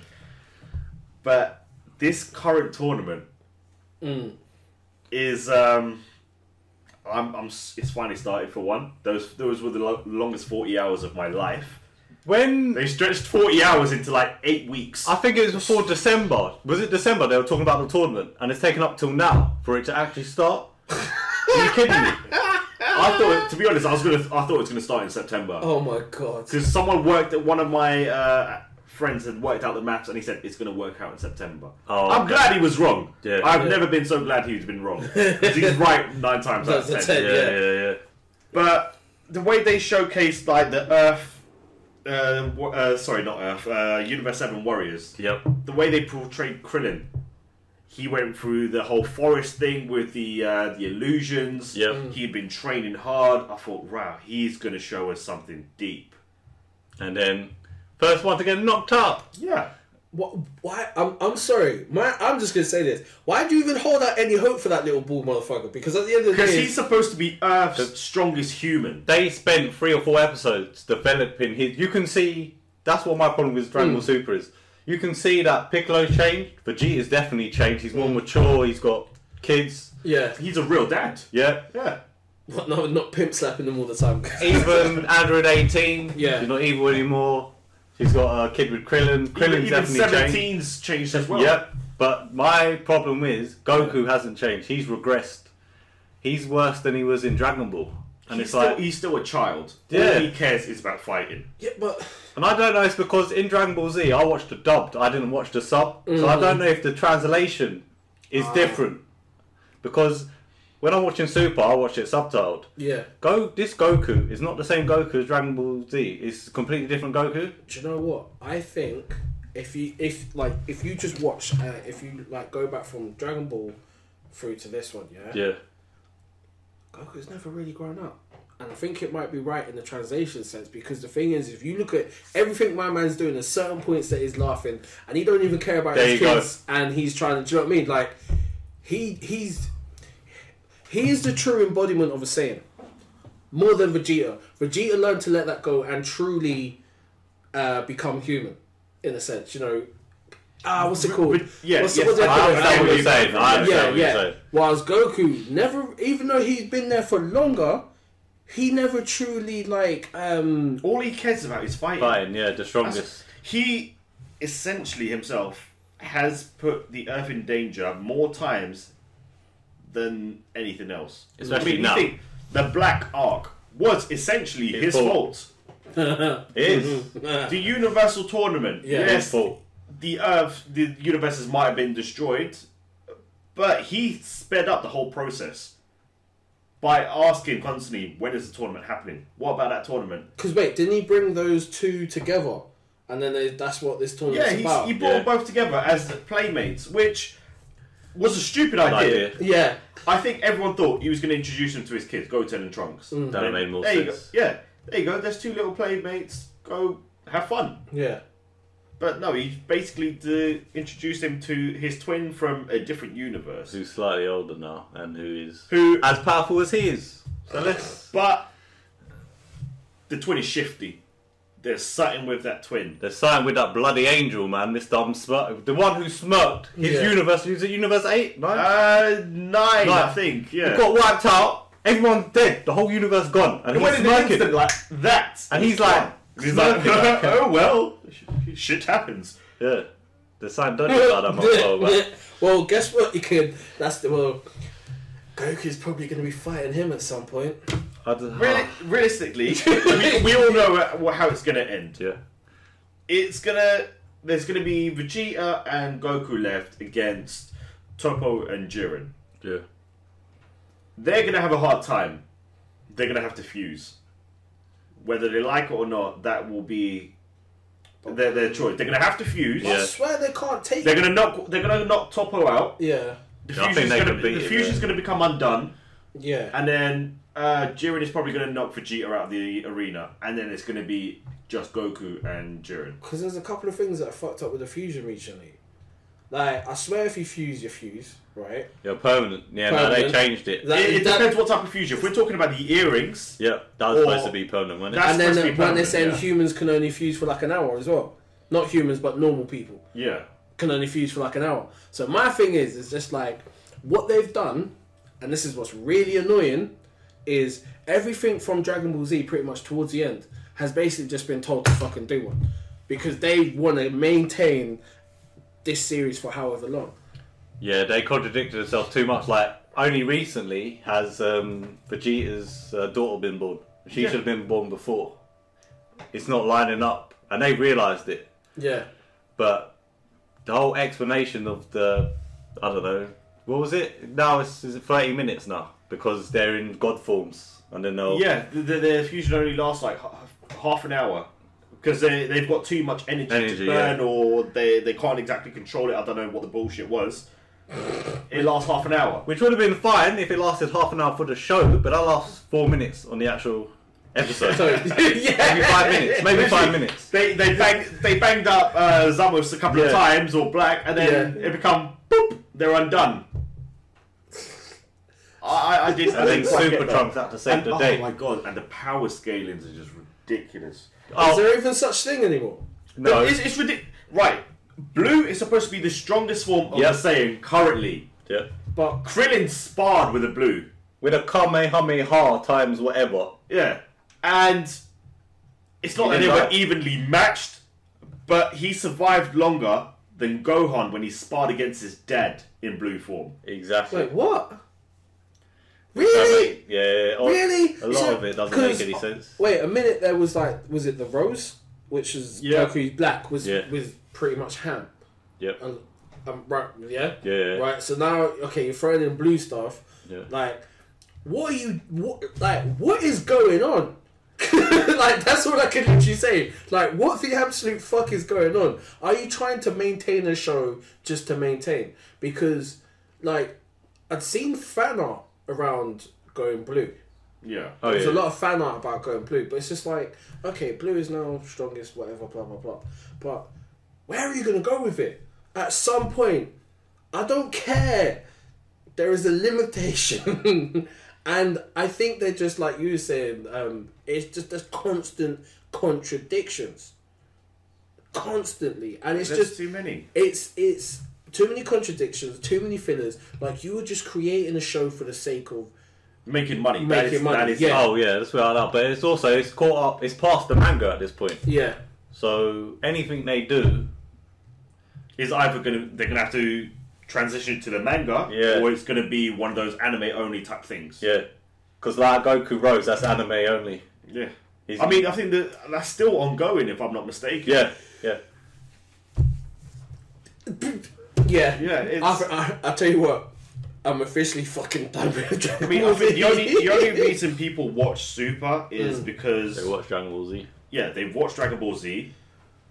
It's probably only one of the best shows there is to watch on the actual. I mean, for us, I think it's on a Sunday morning it comes out. Yeah. It's the best show on the Sunday because it's not like it's got a lot to compete with. It's only got Monster Hunter and it's One Piece. One Piece, yeah, it's not got a lot of competition, to be honest. So they've released it on a day where they'll be the best show of the day. Yeah. And nostalgia, that's it. That's nah, what man. it is, to be honest. Nah, man. For when you started throwing in all this time travel bull, because at least with the original Dragon Ball Z, with the time travel, it wasn't a head fuck. Now they've literally just gone into the point of where you've got to know some sort of basic level. Not physics, but do you know what I mean? Like, literally, to understand it. Anything, Do you know what I mean? You got to understand the quantum theory or whatever. Like, I know none of that is probably true of what it actually is. But I'm just saying, it is just so far out there that you just hit the point of some different level science fiction that it's not. Because touching on that, we need to talk about Future Trunks as well. Bitch. Yeah. Why did he defeat Zamus? And what was with the whole part blue, part yellow key? See, because I haven't explained did he take some of that God key? What was that? It never really got explained. But I can't tell you because I just don't understand. The whole thing's getting me angry. Okay, my view is they've literally just thrown shit at you, expected you to take it, and like fools, we've partly taken it without but we questioning still question things, and we'll still watch it because, like you said, nostalgia outwins a lot of stuff. Do you know what I'm saying? It really kind of nostalgia wins head over heels. Do you know what I'm saying? Because there's no other there's no other reason for it. Oh no, without a doubt. But I just think they started this tournament bare early, so everyone forget about that. Because if you introduce something else, no one's going to be talking about what came before. That's so true. It's so true because it's, as you said, with the because everyone recognizes any type of tournament. Yeah. So in the Dragon Ball kind of universe, whatever you want to call it. There's always been a tournament. It's easy to just pick up. It's easy to relate to and just be like, oh, tournament this, tournament that, and then it's actually one of those things of where it's like, why? Do you know what I mean? It's definitely true. Why? Because for me, it's an absolute waste. It's a waste of it's an absolute waste of people's time. Do you know what I'm saying? And to be honest with you, I don't know. I think I'm happy that I haven't watched it properly. Do you know what I mean? I'm happy that I've not caught up with it. I've not taken the time, and I've not really. Do you know what I mean? Yeah, no, I put a lot of effort and your own time in it. No, and I think that, and I'll be honest with you, like the ones that are out there now, like what's it called? Let's say Attack on Titan, for example. Yeah. That's something, because it is so fresh, because it is so adult. It really kind of hits home, in the sense of yes, we're now more mature. Do you know what I mean? Because one of them that got kind of underlooked, for me, as a show, was the Ghost in the Shell series. Oh, okay, yeah. Because it was one of those ones, like, my best way I could compare, like, and a lot of people might not get this, it's basically the Bill of animes. Yeah, okay, I get you. Yeah, because basically the stories, and it's very mature in the sense of it was a cop show. Do you know what I mean? And it actually pulled it off really well, And the thing is it was really underlooked. I think it hit home and it did well in sales and stuff like that. But if you look around, like, the general talk around it, like, it was put out there only to superficial people who aren't going to look past it and look into stuff like Attack on Titan, My Hero Academia, like really get into it. Fairy Tail, because a lot of people, when I say fairy tale, are looking at me like I'm a freak. Do you know what I mean? But it's actually pretty much awesome. And I honestly feel, so I honestly feel that, I just think it didn't catch on that much because it came too late after the movie. What was the movie, 95 or earlier than that? Yeah, it was like 95, 96. Even, between that 3-year period, if I'm honest. Yeah, so... And it's true. Like you said, it's been forgotten about, because that was that explored a lot about consciousness. That was something that you really had to be kind of grown to understand. Because I watched it again a couple of years ago, and there was like some stuff where it's just like, you needed to be an adult to understand this. You need to have a level of understanding to really kind of. That's what happens to certain animes. You tend to rewatch them later in life because your perception and your understanding has changed and evolved. So I'm sure there's animes I've watched in the past, and I'm not sure for you guys, where you've watched it for the sake of watching it, but then you watched it in the future and you're like, oh, I didn't realise this. I didn't realise this. I didn't even take notice of this or take notice of that. But it's a good thing to do as well. Yeah, no, it is. It really is. But like I say, it's amazing to see where it's at, because the cross between animes to games these days is pretty freaking awesome. Because I'm trying to think of the first one that I'd ever really played that really got me hooked, because there's been a few, but yet they all kind of have that Dynasty Warriors feel for a few of them. Oh yeah. Do you know what I mean? It's one of the things that I told you about the other day is with anime games, they always have that anime feel to them. They're not trying to be something they're not. Yeah. From Dragon Ball games to the Naruto games to Bleach games. Yeah. All the action type games. Oh yeah. They will always have that anime feel to them. Even games like Pokemon or Digimon or Yu-Gi-Oh or this or that, they'll always have the elements of the actual show in the game. Oh yeah, I get you. But what I mean is like, when you're saying the key one was the action based ones. Yeah. They had the Dynasty Warriors feel. Okay, yeah. Running around fucking up a shitload of characters, do you know what I mean? Whilst Pokemon, Digimon, and Yu-Gi-Oh! Basically, they had the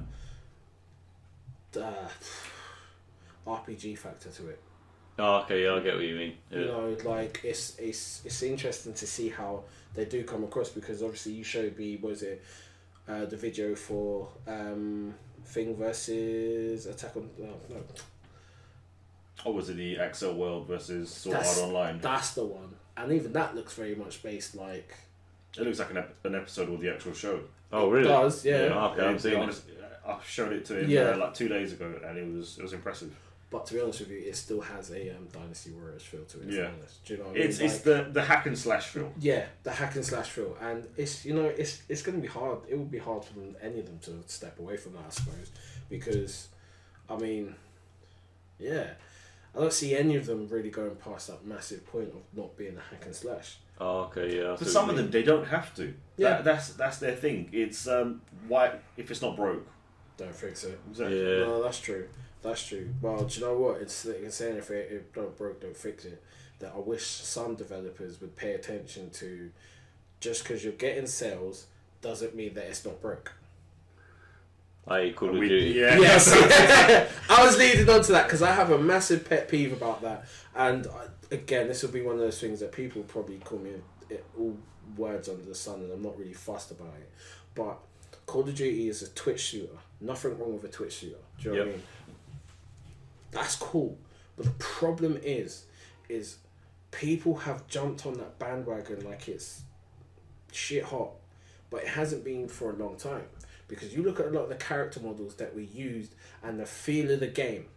The feel of the game very much felt like either... It felt realistic. Far from it. Far from it. Far from realistic. From the previous Call of Duties I'm talking about, if we're talking about Modern Warfare...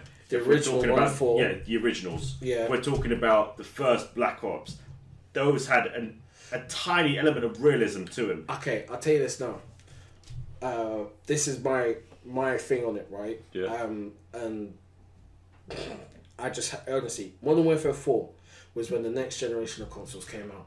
They really adhered to the next generation of consoles and really worked it. Yeah. That's when you saw real good quality in the work, story, online. Do you know what I mean? World at War was the next one where they took it to a different level. You know, World War 2. Do you know what I mean? Yeah. And the thing is the models from both of those, right? If you play it again and really look at the map layouts, Yep. the character models of even down to how they change the gun, how they reload, all that stuff, right? I get that it's same type of thing, but people have been sold a dream. Do you know what I mean? Because the same game had been released from Modern Warfare 4 all the way to Infinite Warfare. I don't care what anyone says. Do you know what I mean? Because it's basically the same crap. Because if you're going to turn around it's to just me... a new skin on top. Yeah, new skin on top. Yeah, Because if you're going to turn around and say to me, okay, no, but Ghost had destructible scenery. Battlefield's had that since Battlefield 2, Bad Company. Do you know what I mean? That's definitely right. And you can't promote it like it's something new. Like World War II, whatever the new Call of Duty is called, right? Fucking hell, people are losing their shit because what? You can actually shoot each other in a plane. Dogfights now. I'm sorry, again, It's not. Battlefield has had that a long time. They're trying to change themselves too much. They got a lot of shit from the fans and people who played in that. They've lost their way. They're going into space. They've got robots. They've got Too this, they've got futuristic, that. yeah. Exactly. They weren't boots on the ground. Yeah. And now the next one is boots on the ground, but it's being compared to Battlefield 1. Which is kind of messed up, but the problem is with that... They can't help it. It's there's always going to be comparisons. Yeah. Marvel, DC, Yeah, COD, there's a- Battlefield. Yeah. There's always going to be comparisons as long as there's I competition. get that, but there's too little too late. Because if you're announcing that, yeah, okay, cool, you can have dogfights in this one, like it's something brand new to first-person shooter genre when it's not been. And if you're on the message boards hyping up about that, you're a fucking bellend. Do you know what I mean? Because you've been sold in. Because what happens is now is nothing is ever different. Do you know what I mean? Like Battlefield, for me, if you played Battlefield 4 Yep. and played Star Wars Battlefront, the new one, Yeah. fucking similar. It's only Star Wars. Do you know what I mean? That's kind of my view on it, because the feel of how you achieve the objectives, the shooting, you know, like everything. If you've kind of mastered Battlefield 4, you've gotten Star Wars Battlefront, do you know what I mean? But Battlefield 1 was where everything was reset. Yeah, that's true, yeah. Where it was Back to reset, basics, back to basics, where you had to get a feel for all the weapons again. But, you know, the shame thing is, it's just like, I think right now, all the first-person shooters need a break. They need to take a step back, and I think the trend of first-person shooters is it's dead. It's dying. It's Yeah. dead. It's dead. I think we're more into the survival, Open world survival, yeah. open world survival type yeah. games. DayZ, H1Z1, player Unknown Battleground. That's the one. Ark. Yeah, that's what people want. They want massive maps. They want hundreds of people. They want loads of enemies. They want allies. This is what they want to survive. They want to be essentially the king of the hill. That's what they want. And these type of first-person shooters, they become predictable after a while. Once you know, right, there's an easy camping place. Yeah. There, I'm going to find this. There, people. People are spawning around here. Blah this blah is a blah. hot spot. Da, da, da. With games where it's open world, you know, yeah, they're still essentially your hotspots, but you're never going to find the same amount of people there. You know, right? There's different tactics. Yeah. And weapons aren't always found in the same place. One game, I don't know, Village A might have all the weapons. Next game, Village B might have all the weapons and all the armor and all the loot or whatever. But again, we need to stop releasing. They need to stop pounding out these games, these first-person shooters that are no different. Yeah, at least every 2 years instead of every year. Because the problem is there's fanboys getting excited about crap. And I mean because Battlefield 3 to Battlefield 4 was basically the same thing, you know. Oh, okay. Because I played Battlefield 3 on the PlayStation, and then with a PS3. Then when I started playing Battlefield 4, it's just like, The same thing. It's similar, but it's just uber powered up on the amount of damage and destruction that can be happened in the map. Do you know what I mean?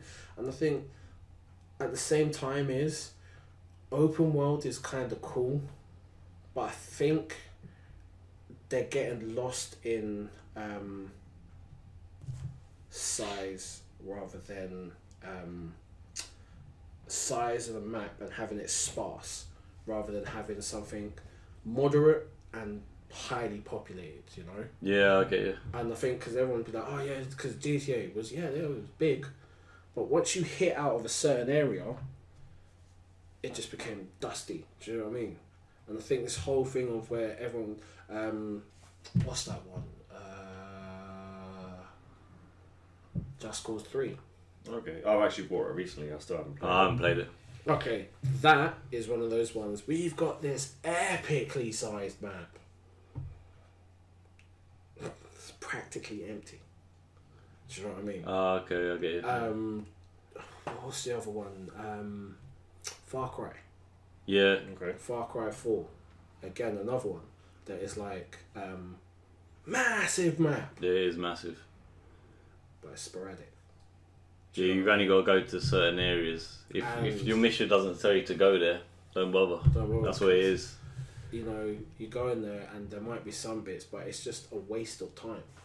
Do you know what I mean? Yeah. So there's not enough content in these Yeah. certain areas then. That's it. Yeah, if you're going to populate something large, then, you know, have the content to match.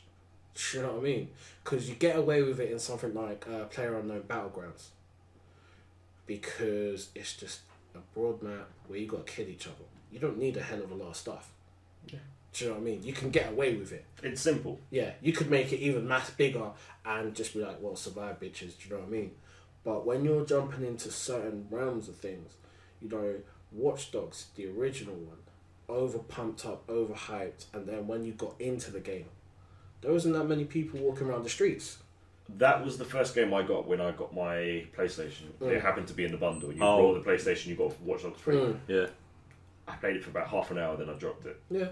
Tom Clancy's Ghost Recon. That's another one where, remember the thing we were saying, where you literally just, you float around and hope to find something in 20 minutes. Do you know what I mean? Like, Yeah. there's not a lot going on.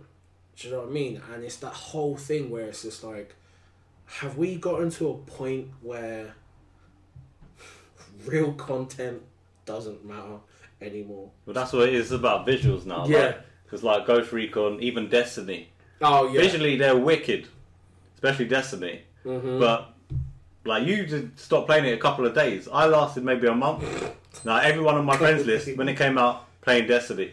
A month later, no one's playing it. Yeah. Yeah. I lasted. I'm still playing it. I mean, I've only downloaded the Destiny 2 beta yesterday. Same, I still haven't played it. I played it early this morning, about 3 o'clock in the morning. I tried it out, and it's Destiny. Oh, okay. Again, you can see they've taken their time. They've really worked with it. It's shiny. It's new. It's changed, but at the core, it's still the same game. Oh, okay. And again, you can add new modes. You can make characters look different. Yes, they've improved on the story. I'll give them that. From what I've seen so far, the story does look. They kind of had to, because even though I completed the first game, I don't really remember the actual story. I didn't really care. That's what I'm saying. I actually finished work, got a cab to Asda from work to take me home for Destiny, right? Yeah. Next day I sold it. That's how much I actually cared. It's one of those things. I think all of my friends ended up buying Destiny when it came out. Either the day it came out or the same. Within the following weeks. I have my hardcore Destiny friends, which still play it to this day. But a lot of them dropped out within the first 3 months. Either it's like, oh, it's just another shooting game. Oh, there's not enough to keep me hooked onto it. Yeah. But I think that's where Destiny might have fucked up a little bit, where they didn't release everything at once. I mean, the raid wasn't out straight away. Yeah. I think it took them 3-4 months before the first raid was out. Exactly. Yeah. And then you have to have a team. That was the hardest bit. I mean, I've only ever completed the first raid simply because I could not find another 5 people to do a raid with. Yeah. And if you did, you'd have to join someone else's group, and you'd get kicked out towards the end because they want to bring their friend in so they can get the loot. And it was terrible. Which Destiny 2 has improved on that from what we've seen at the E3 press conference. So now they have a matchmaking type thing for Gotcha. Okay. Yeah. for raids. My thing is, right, anything released on E3, It can't be trusted. Can't be trusted. Of course it can't. They're to entice you, man. Do we need to remind No Man's Skies again? Oh God. We were sold promises and dreams. We were sold luxuries and nothing. Can you play with your friends? Yeah, of course, man. No. You can have these epic space battles. No. If you want that, just freaking. Do you know what? Like one game I found, right, that promised not much. It's called Elite Dangerous. Yes, I've heard you go on about this one before. I've taken a look and it does look good. It does look good, yeah. But it's not for the casual gamer, man. Yeah, it's not, because you really have to put some hours in. But it's one of those ones where you can literally just go at your own pace and nothing massively matters. But the thing is, it's like I say, they didn't promise shit. If you land on a planet, it don't look that great. Do you know what I mean? Yeah. But you can do a couple bits. Okay. You see what it's like about landing. Like it's not like heck, but it's a universe of stuff that you can play with your mates at least. Do you know what I mean? They didn't promise jack shit. But what I tend to find, and it's not just stuff being promised with, what's it called, from E3. It's just in general, like going back to Destiny as an example, right? Destiny. What happens is all of these guys have fallen into the trap of DLCs. They really believe DLC has killed. It's killed it because without a doubt, microtransactions and all the rest of it. Yeah, that's because they honestly believe a lot of games these days honestly believe their game is solid enough to hold you before they release a DLC. Yeah, fuck but no, it's not.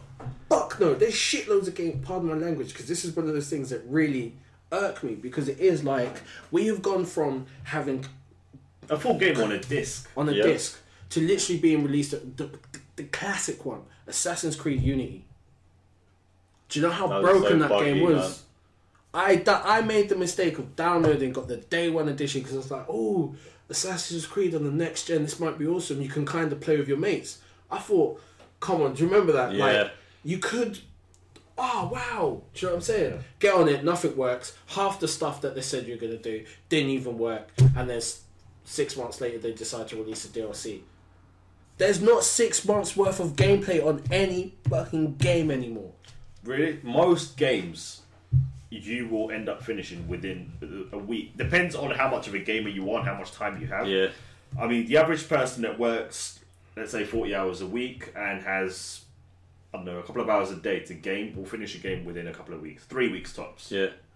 If you're a serious gamer, then it's kind If you're a serious gamer, you'll finish the game in under a week. I mean, luckily for me, I've had the week off, so I've crapped out a few games. I mean, I finished the Borderlands Telltale games. Oh yeah. I think I'm halfway through Assassin's Creed now. The Syndicate. I think Yeah, that's good. It was I cheap. like I'm stuck on Dragon Ball the Xenoverse 2. Oh, okay, I haven't played that yet. Yeah, I'm kind of stuck on that at the moment, but that's because I've had the time. But like you said, no game will hold you down for months. Yeah. Because once I play a game and I'm finished, That's it's it. either staying on the shelf or it's going to get sold. Unless it's Skyrim. I'm sorry. That initially, when I had it on PS3, I put, I think, over 1,000 hours into that game. I never really completed it because I just went sideways. Do you know what I mean? Which was awesome. Do you know what I mean? Okay, I was the opposite. Because you really could develop and build, right? Now, that was an awesome kind of type of game because it was open world and you could do your own thing. But they had enough content in there. Do you know what I mean? They had enough content in there. They had enough content in there to last. Do you know what I mean? Yeah, definitely. And then releasing DLCs, but they had enough content to release a DLC that patched it in well later on. Yeah. Because you still couldn't complete, like, do you know what I mean? There was enough in there. But like you're saying, what's getting out is just broken, unfinished games. And literally, I'll be honest with you, since, how long's the next gen console's been out for now?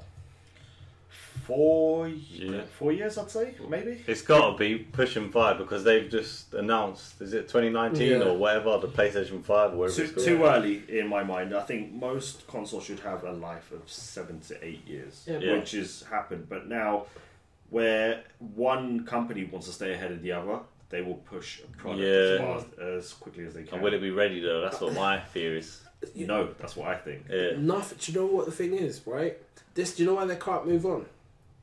You think of the Xbox 360 and the PS3, right? Yep. When they moved on, you could name more than a handful of games that were like, this was awesome. This generation of console, I can't name a single fucking game. I've got over 200 Xbox games. Yep. None of them tied me over. Oh, there's only one for me, Witcher 3. That was the one game. Yeah, no, that's cool. That was the one game that tied me over. And, you know, obviously, half of them have been re-releases. Do you know what I mean? We've literally brought into a next generation of gaming that has been absolutely wank from either side. You know, people need to take a step back and realise, like, as, let's say that 10% who are actual real gamers and the 90% are just commercial buyers. Yeah. Where price matters, right? But the 10% who love either one or the other, but they love their console, they love gaming. We have literally been mugged off for the 90%.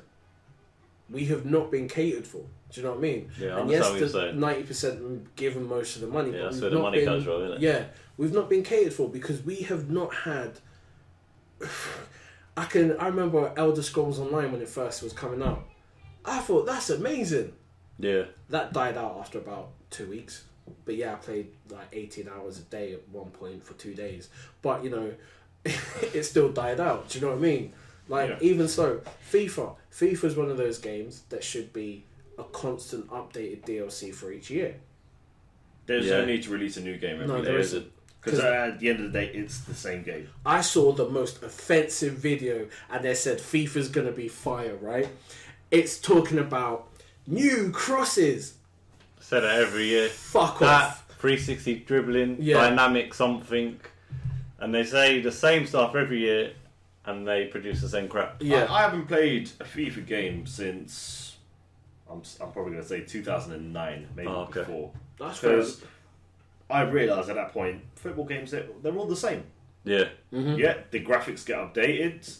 I think you have like some special packs that you release, you open up, or Oh no, that's if you buy, and that's where microtransactions. Yeah, that's come where in. they like you said before, microtransactions are killing games. They really are, because it used to be a thing of where you'd go out and earn what you wanted. You grind the grind. That's what you played for. But now it's, I can just spend 20 quid and open 3 loot boxes or this. And already have all the content. Yeah, because you know who started some of that off as well for the first-person shooters, and I'd always hate them for this. Battlefield.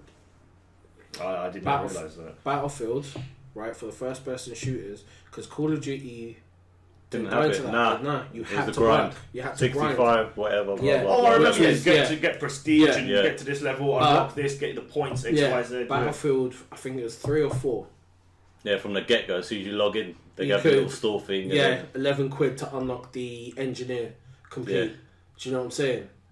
So it literally took Interesting. away from it. So that's what I'm saying. Like, I will never entirely 100% crap on Call of Duty because they had some good stuff. Do you know what I mean? But like I say, the microtransactions are literally murdering what's left of gaming, because it started on your mobile. They realized it can hit a wider market. So like the new game I'm playing now, Fortnite, right? That is a microtransaction system. Because I'm a fanboy of certain survival zombie games, I bought the Founders Pack even though it's out next year for free. I'm not going to lie, and yes, can be a bit of a hypocrite, I'm human. But it has microtransactions. And it's such a shame. But the thing is, not even all microtransactions are good. Like you said earlier with the Battlefield, unlock this class and you've got it all 100%.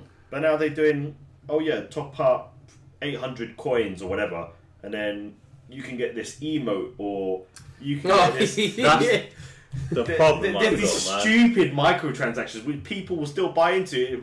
In Destiny, they did it last year. I think they released it. Microtransactions for silver coins or whatever. Sorry. Yeah.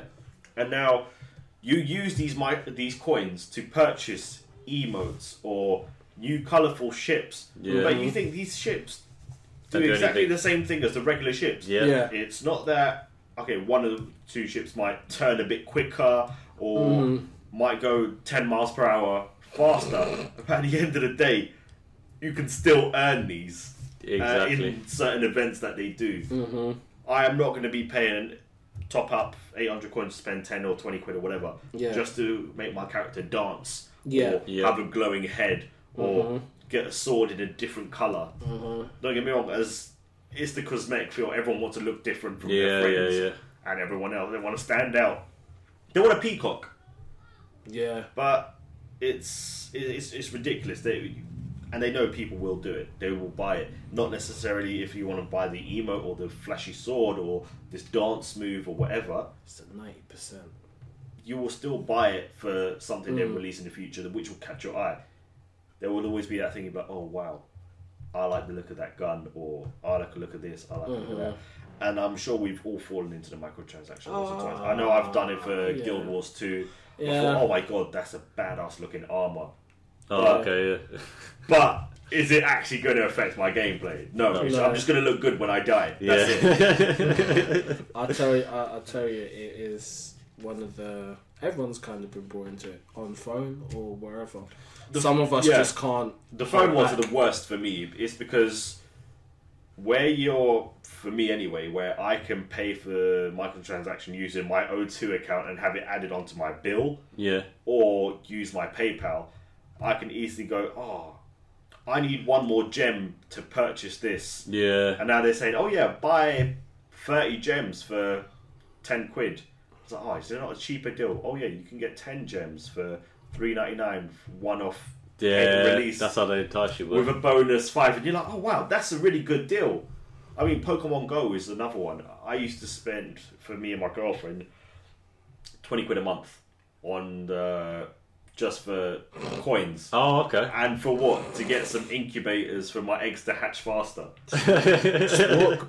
I couldn't. Yeah, it was the thing. Yeah, I can walk, but I'm not willing to walk 10k every day for an egg to hatch. When I can put 9 eggs to hatch all at once. And now it's got to the point where I realise, you know what? I am spending my money on stupidness. I can't be doing this anymore. Or at least you realised it. There's certain people. Yeah, I realised it too late it. after I've invested a good maybe 120 into it. Well, I mean, I think like this has been obviously pretty freaking awesome, to be fair, because kind of touched on a bit of everything and realising how actually crazy we are about certain stuff, which isn't bad, you know, and hopefully no one's, you know, people kind of not been too offended by some of the stuff in there, you know, but I think, yeah. We probably should have said beforehand it was 18. 18, yeah. Yeah, but there is one thing, like, on a bit more of a somber note, because there is one thing that really was quite sad. It was last week, finding out George Romero died. Now, That was, yeah. it's not like the massive thing, but for me, because I remember watching the original black and white Night of the Living Dead at 7 years old. Yes, that's messed up and I probably shouldn't have done it. But the thing was... We all did it there. That scarred you for life. But the thing is, people may think it is something as inane and not important. But you got to think, we wouldn't have Resident Evil. A lot of the horrors we have today, we wouldn't have. It's not horror, but it's Walking Dead we wouldn't have. Do you know what I mean? From games to movies to series. There's a lot that came from the back of this guy. And whatever people may think, you know, zombies are not my thing. But realistically, you got to think, that's the granddaddy of all zombie movies. Do you know what I mean? Yeah. The zombie genre, full stop. Because, you know, if you look into, even down to comic books. Yeah. It wasn't the flesh-eating zombie. It was just the mindless person. But Yeah, he really brought in the whole, you know, the horror side of it. And you know what? Like, it really affected everything I do. Because, you know what I mean? Like, I spend most of my money on some of the zombie survival horrors because that's my shit. I'm that guy that is so ignorant and a typical black folk that's like screaming at the TV at zombie films. Why are you going in there? Why are you doing such stupid Run shit? away. Yeah, do you know what I'm saying? Like, I get into it because it's cool. Because sometimes, and it's also the fact of what he put into it, which was not just the zombies themselves, but he looked into human nature in a disaster situation. Okay, yeah. Because you look at a lot of the films where it's people of different backgrounds trapped somewhere, and then looked into how they would behave. Yeah, do you know communicate, what I mean? yeah. Communicating how they'd behave in trying to survive, and if someone would fuck over someone else, do you know what I mean? Because that's who we are. And then that brought in the wider genre of zombie movies, which for me, I tell you this now, I'm a zombie freak. I'm at that point where I am at that age now where I can start to afford stuff, and I have been talking to people because the apocalypse is coming and about buying a piece of land. Everyone's got their zombie contingency plan. It's not see, people have got a bit of a contingency plan. Mine is buy a piece of land, build a bunker, and actually is something I'm going to follow through with. Because yes, I'm batshit crazy, but I honestly believe it. Right? That's something that's going to happen. But no, in all honesty, it is such a sad, you know, it was a sad day, you know. And another one I have to touch on as well, because this was pretty shocking to me, and that was Chester from Linkin Park killing himself. It's a sad day, man. He Do you know what I mean? defined a genre for people.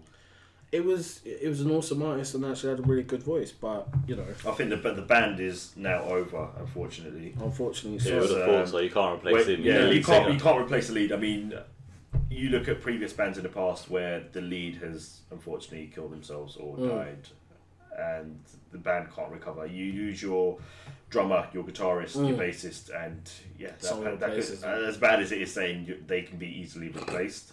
Well, Once you lose your lead singer, it's unfortunately over for the band. it really is, you know, and that's another shame thing. But on a brighter note, I think, you know, I want to thank everyone for listening. For one, if you've made it through this podcast, because it was our first one and it had been a long one because we've had a lot to talk about. Yeah, we said we were going to stick it to an hour, but unfortunately we made it to 2. Ooh. We had a lot of content to go through. And, you know, we will tighten it down, we will burn out, but thank you for surviving at least most of the way. And what I want to say is, you know, we will be posting links for the guys because we've got Wolfbuster who has his YouTube channel, which is... It's Mr. Wolfbuster. You'll find that on YouTube, youtube.com/Mr. Wolfbuster. And then also we have Mr. Defiance, which is... Defiance Plays, and you can find that easily on YouTube. See, and myself, I'm just here talking because that's what I do best. But yeah, no, thanks everyone. This has been Geek Pleasure at Nothing But Banter. And yeah, we'll close it down there. See y'all later. Take it easy, guys. Have a good time. Later.